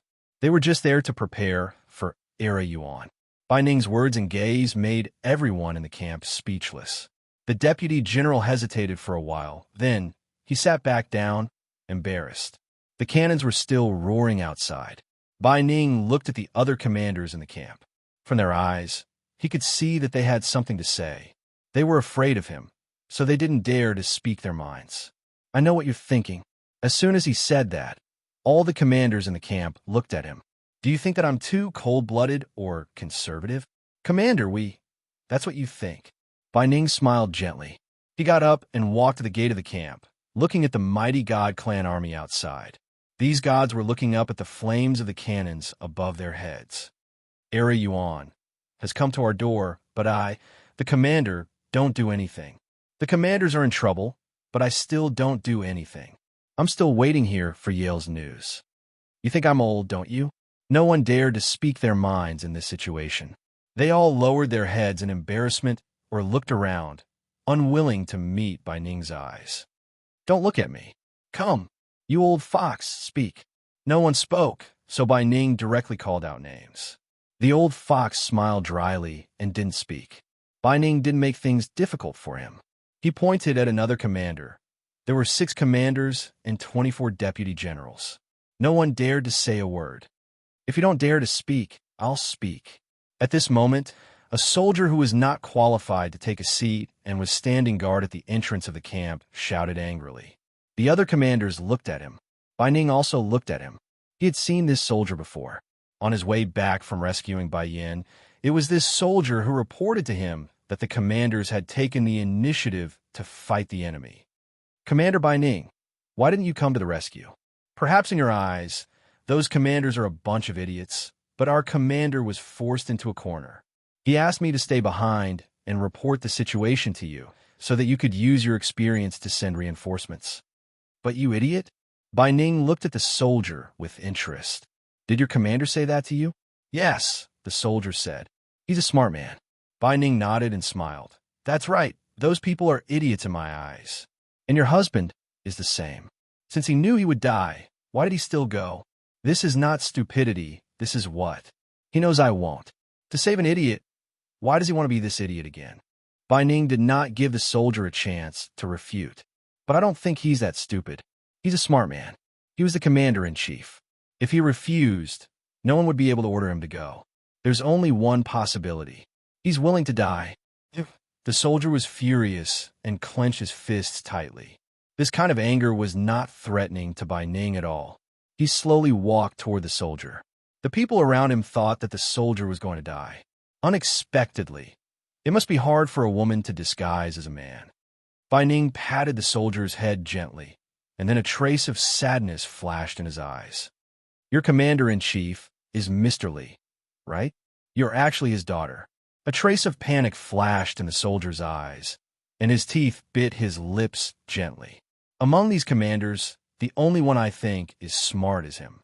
I feel that he's the most pitiful one. His realm is very high, and even I can't say that I can beat him in a few moves. But he's too kind. He was born in a war, but he has the heart of a bodhisattva. He's not suitable to be a commander-in-chief. He went this time because he didn't want to torture himself anymore. He left you, not because he wanted me to help, but because he wanted to take care of you." As he spoke, the sadness in Bai Ning's eyes deepened. "Maybe you and my daughter will become very good friends in the future, but I don't know when she will return to my side." "Guards!"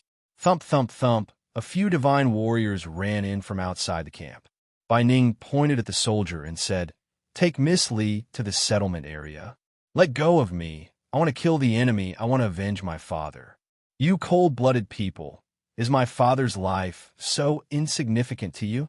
Have you forgotten how my father answered your questions and helped you break through the shackles? You bunch of ungrateful people." Miss Li was dragged away in the end. After her identity was exposed, she didn't disguise her voice anymore. But no matter how she scolded, no one would respond. Mr. Li's fate was unknown, or rather, he had already died in battle. The people in their camp didn't know. But seriously, most of them had received pointers from Mr. Li. Damn. Maybe it was because Bai Ning's words hit the nail on the head. One of the deputy generals suddenly stood up. "I'm willing to bring people to rescue Mr. Li. I'm indebted to him. I can't just sit back and do nothing. Commander-in-Chief Bai, please give me 300,000 elite soldiers and 50,000 yuan-breaking beasts. I will. Elite soldiers can, but yuan-breaking beasts." Bai Ning smiled. "No, General, the yuan-breaking beasts are bred for war. If we don't use them now, then when? I don't want too many, just 50,000 yuan-breaking beasts." "No," Bai Ning said. "Don't you understand?" "No." As soon as he finished, Bai Ning slammed the table and shouted angrily. "What do you think I'm waiting for? Why am I waiting for Yale's orders? It's because we don't have any yuan-breaking beasts. They've all been taken away by those idiots. Now, the Outer Realm Celestial race doesn't even have a single yuan-breaking beast, let alone 50,000. Crack. When a cup in the hands of a commander was crushed, it was like a chain reaction. The sound of cups shattering or hitting the table could be heard. "No, They were all taken away. Many commanders looked at Bai Ning blankly. They watched as Bai Ning sat in front of the table and pressed the veins on his arms. Bai Ning didn't want to fight anymore. He wanted it too, but as the strongest war weapon of the Outer Realm celestial race, even the Yuan-breaking beasts had been taken away. What could he use to fight Ji Yuan? Without the Yuan-breaking beasts to block the cannons, would he use his human body to block the cannons? General Bai, then what do you think we should? The generals panicked. Without the Yuan-breaking beasts, the combat power of the Outer Realm celestial race would drop by several times. Wait for Yale's news, Bai Ning said. Chapter 1962. Victors always held their heads high. Go Yuzhan was the same. His mission had been a success. Not only had he succeeded, he had also exceeded his expectations. He had not wasted a single soldier. He had saved many resources and even captured a general of the celestial race. Liu Li also accepted his explanation and obtained Bai Yan's armor. On the way back, a hogue on his head swayed back and forth. Boom, boom, boom. From afar, Go Yuzhan's victorious army could hear the rumbling of the god-powered cannons. The soldiers pushed the god-powered cannons back to the main camp with their heads held high. Go and rest. I will go and see the Emperor's star. Go Yuzhan signaled for his men to disperse as he grabbed Bai Yan's shirt and walked towards the main camp. Before Go Yuzhan returned, everyone had received news of his return and were waiting in the main camp. Go in. Go Yuzhan kicked Bai Yan to the ground, and a hogue entered the main camp ahead of everyone else. Seeing that everyone was present, Go Yuzhan held his head high. The shining silver breastplate on his chest was even more dazzling under the light of the camp. Yo, our minister of the right is back. Look at how energetic you are. You must have won a great battle. Yin Shang, who was on good terms with Go Yuzhan, teased him. This time, Go Yuzhan ignored him. No matter how much Yin Shang tried to hide it, it was a fact that he had won the battle. This was something to be proud of. Seeing that they were still sitting there, waiting for the god-powered cannons to open the barrier, they might not even have touched a hair of the celestial race. But he was different. He had lured the people of the Outer Realm god race out, and without wasting a single soldier, he had captured a commander and over 100,000 captives. The number of war preparations they had prepared was uncountable. That damn fatty, let it be so cocky. When he reported the results of the battle and threw the general in front of them, he would definitely be shocked. Go Yuzhan knelt down on one knee. Your subordinate did not disappoint you and completed the mission given by the general. There were no casualties among the god-powered cannons, and less than 30% of the elixirs were used. Not bad. Your subordinate. Go Yuzhan wanted to continue reporting, but he realized that it wouldn't be very effective if he reported everything. He forcefully swallowed the words that were on the tip of his tongue. Then, he puffed out his chest, making the silver breastplate on his chest even more conspicuous. When Yin Shang and the others saw this, they couldn't help but smile at each other. Go Yuzhan had always been this childish and liked to take credit. From the first moment he stepped into the tent, they had seen through his thoughts. Yo, this breastplate doesn't look ordinary. It doesn't look like a treasure from our era. Where did it come from? Yin Shang tactfully changed the topic. Go Yuzhan's eyes lit up when he heard this. Fatty, oh Fatty, you're the best. Since you helped me pass the message, I'll give you some good treasures later. Cough. Go Yuzhan cleared his throat and puffed out his chest. I snatched this from the enemy's commander. Yes, you're right. I even caught a commander this time. As soon as he finished speaking, Go Yuzhan had an expression that seemed to be waiting for them to praise him. When he looked at Yin Shang, his expression seemed to say, Damn Fatty, aren't you admiring me? After a long while, no one was surprised by what they had imagined. He, who was still waiting to be praised, subconsciously frowned. Did I not make myself clear? That's impossible. How can I not know?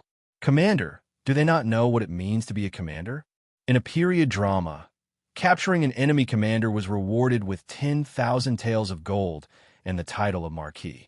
Even if Go Yuzhan wasn't an ordinary soldier, a general should be rewarded for capturing an enemy commander.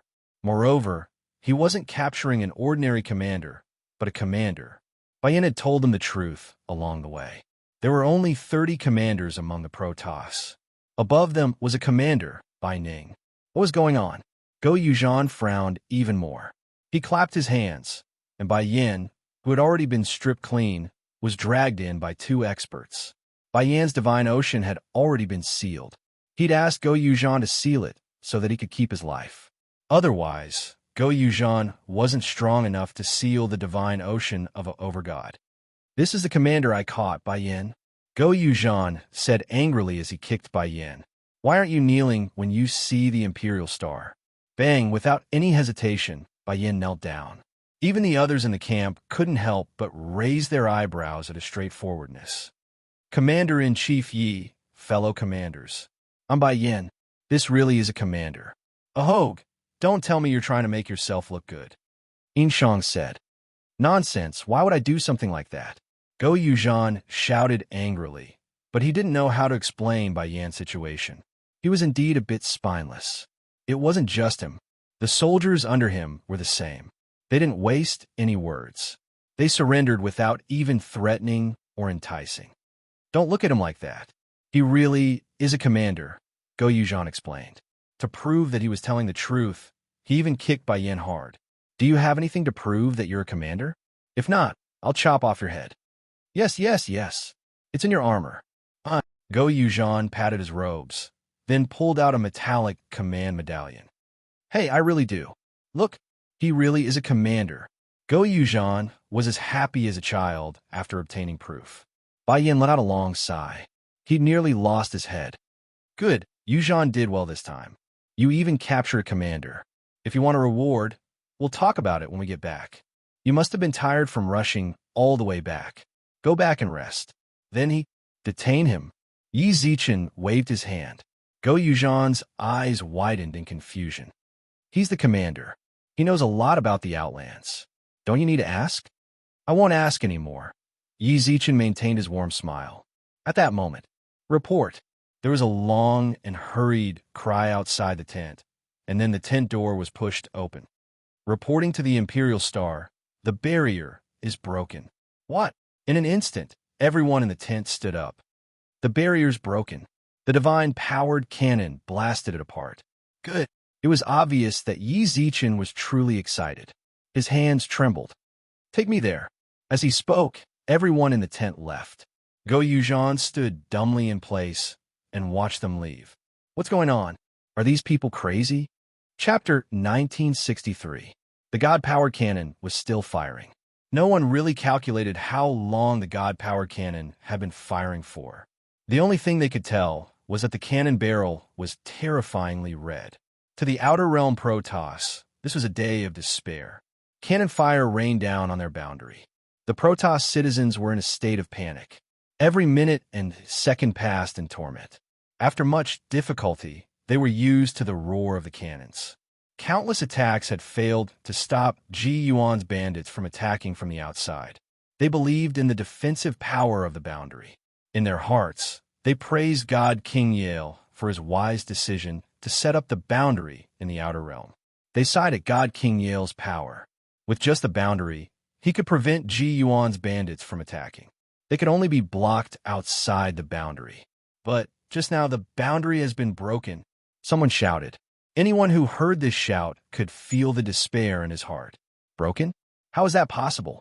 Everyone who heard this thought that he had gone mad. How could the God King's boundary be broken? Looking up, the blue-red boundary was still intact. The surrounding people started to look for the person who said that the boundary had been broken. They wanted him to pay the price for lying. Who would have thought, before they could look for him, more and more people started to repeat the same words. The boundary has been broken. The boundary has been broken. Could it be true? Looking up again, everyone prayed in their hearts that all of this was fake. Undamaged. It was indeed fake. Just as they were relieved, they saw a scene from the corner of their eyes that made them collapse in despair. Yes, the boundary above their heads was still intact, but it was really broken somewhere. The huge gap was like a black hole. The surrounding area was full of cracks from the bombardment. Under the never-ending cannon fire, it was still shattering. The gap was getting bigger and bigger.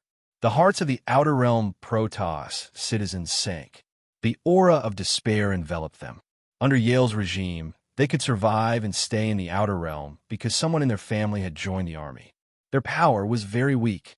The most ordinary lower god was already considered an expert among them. If Ji Yuan attacked, they had been afraid of the artillery fire for half a year. There could only be one result if it hit them. Die. No, I don't want to die. No one knew who shouted it out. Fear was contagious. They were already living under the shadow of fear, and now they were being manipulated like this. It was a mess. The entire Outerium god race was instantly thrown into chaos. General, I got it. Go down. In the extraterritorial god race's tent, Bai Ning's expression was solemn. Yale's order had yet to be issued, and the people in the tent had yet to make a decision on whether or not to go to the rescue. Little did they know, Ji Yuan made the decision for them. The barrier was broken. A heavy atmosphere enveloped the camp as well. Not long ago, they were still discussing the rescue mission. How long had it been? Ji Yuan had already fought his way in. General, where are you from? Why don't you understand human language? Commander Bai Ning said that he already knows the news of the barrier being broken. What are you still standing here for? The camp commander said, It's not a barrier. What's that? It's a deity. As soon as the soldier's voice fell, Bai Ning suddenly stood up, and his expression changed dramatically. This is bad. He, who had been worrying about how to deal with Ji Yuan's attack, had made the lowest level of mistake. The people were panicking. Who was most worried about the barrier being broken? Naturally, it was the ordinary deities. They were not soldiers and did not have the strength to ensure their own safety. Now that the barrier was broken, the panic in their hearts was definitely the greatest. How are the deities doing? Very bad. The soldier's face was full of anxiety. The deities know that the barrier is broken and have collapsed. They are shouting that they don't want to die. They are very agitated. I don't know who started it, but they said that they want to go to the Divine Palace to find Lord Yale. Then why aren't you sending people to suppress them? The commander shouted angrily. This subordinate has already sent people to suppress them, but the result is not very ideal. Moreover, they are all deities, and this subordinate does not dare to use force to suppress them. Moreover, the soldiers in our army are related to those deities. Now that they have caused such a ruckus, the morale of the army is also a little chaotic. It was not right to say that he was a soldier at this time. From his words, it could be seen that he was also a steward with some real power. His face was full of anxiety. It was obvious that he did not know how to deal with the panic of the people outside. Commander-in-Chief Bai, Commander-in-Chief, Generals, what should this subordinate do? Suppress them? Suppress them forcefully? Someone in the commander shouted angrily. The rioters are not the deities, but the mobs. What's the use of showing mercy to the mobs? Suppress them forcefully. Kill anyone who disagrees. Kill the chicken to warn the monkey. The other mobs will naturally be obedient. Do you want to destroy the Protoss? Suddenly, Bai Ning narrowed his eyes and looked at the deputy general. The Iron Fist is useful in the army, but it does not mean that it will be useful to the people. Believe it or not, if you kill one person, even the people who are not rioting will become mobs. Moreover, didn't you hear what he said just now? The soldiers in the army are related to the people. If you kill them, what will happen to the soldiers? The deputy general who proposed to suppress them forcefully sat down. Even though Bai Ning had spoken, he still did not think that there was anything wrong with his decision. The Iron Fist was a way to solve the problem. Bai Ning actually did not deny it, but he would only use it as a last resort. At this time, the barrier had just been broken, and Ji Yuan had not directly attacked. The panic of the people had not reached its peak. This also meant that they still had time to solve the panic of the people. By stabilizing the people, the soldiers in the army would also be able to better face Ji Yuan's attack. Send people to ensure the safety of those deities. All. The supervisor who came to report the situation asked. All. Commander, you're crazy. Do you know how many deities there are in the Protoss? Even if 100 people are protected by one soldier, we would need more than 600,000 soldiers. The commander slammed the table and stood up. Ji Yuan is about to attack. We don't have the Yuan-breaking giant beast, and we have to waste 600,000 soldiers to ensure the safety of those deities. You're the commander, and I'm the commander. Why don't you take my seat? In an instant, the commander did not dare to say another word. Bai Ning only snorted coldly. Do as I say.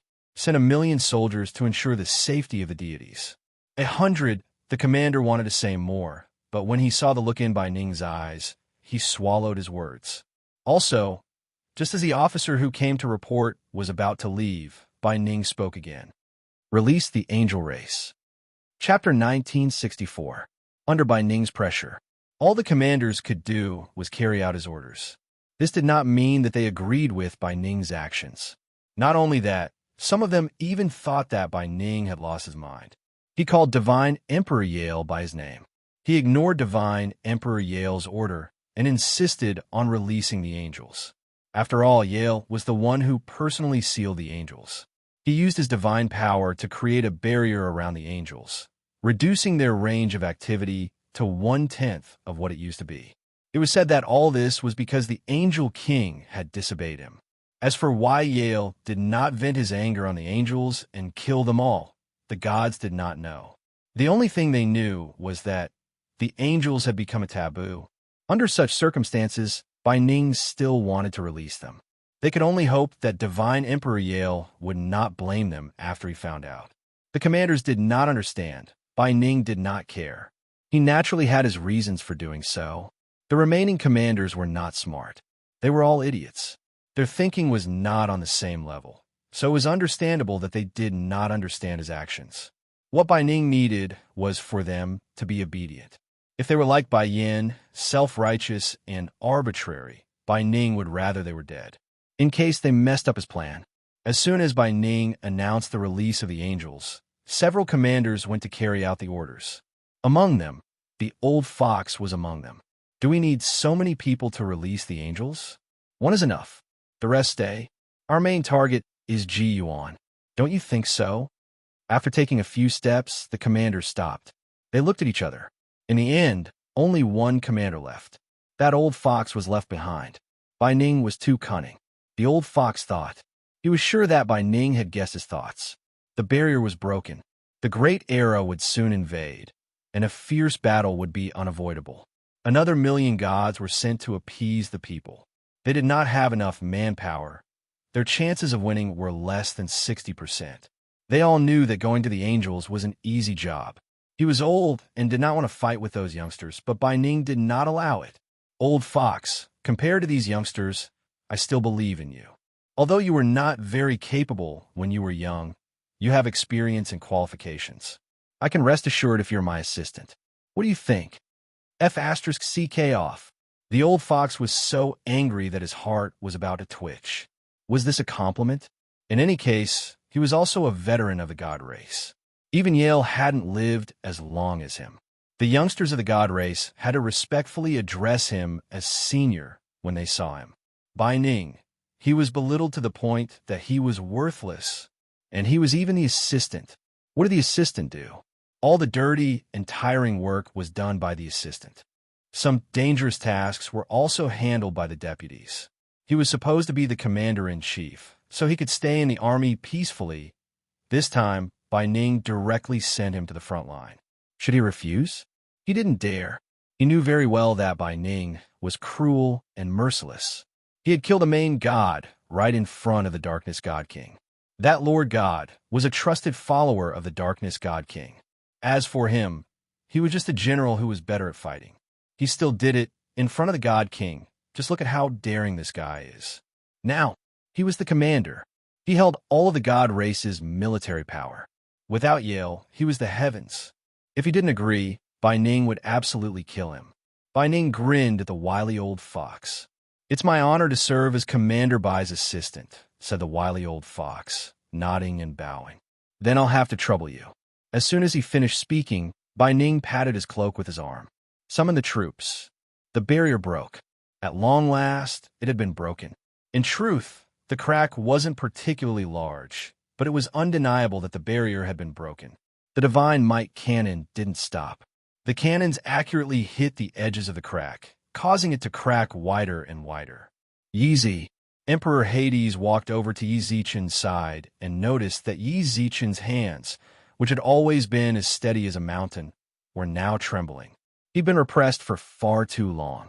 Yi Zichen had truly been repressed for far too long. The people around him had been captured by Yale.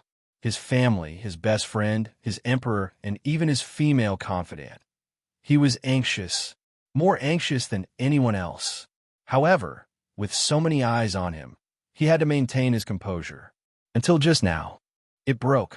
The barrier blocking Yi Zichen and the Era Yuan armies advance shattered. Everything he'd repressed in his heart instantly stirred. Yin Shang and Go Yuzhan followed.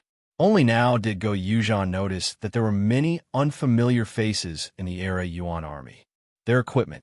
It was the outsiders. Have you fought with the Outer Realm God race? What do you think? Yin Shang laughed. It was quite a battle, but I don't think you captured as many as you did. Most of them were killed by our people. Then the commander-in-chief. Look over there.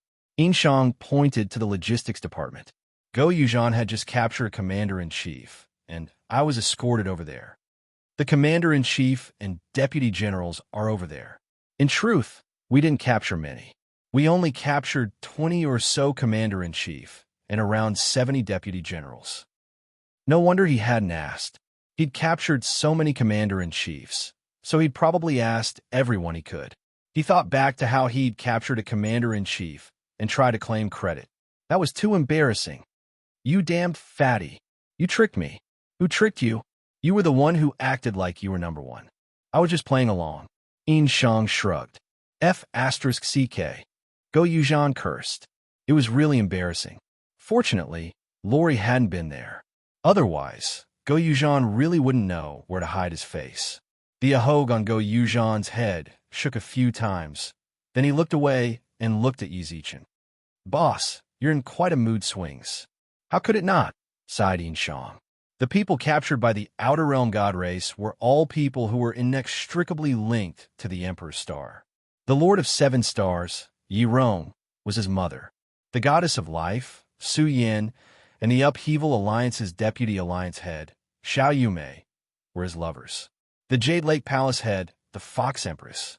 They were all higher-ups of the Upheaval Alliance. None of them were as anxious as he was. It was just that he'd always kept it to himself. Now that the barrier had finally shattered, the Era Yuan army could finally slaughter their way into the outsiders' territory. Yi Zichen wasn't excited. Who else could be? The surrounding Era Yuan experts had already begun gathering around the crack. Once the divine-powered cannon opened it a bit wider, they'd advance. Emperor Hades, Su Yun, suddenly raised his arms and called out. He'd naturally given this order because he'd received Yi Zichen's approval. Just as he finished his sentence,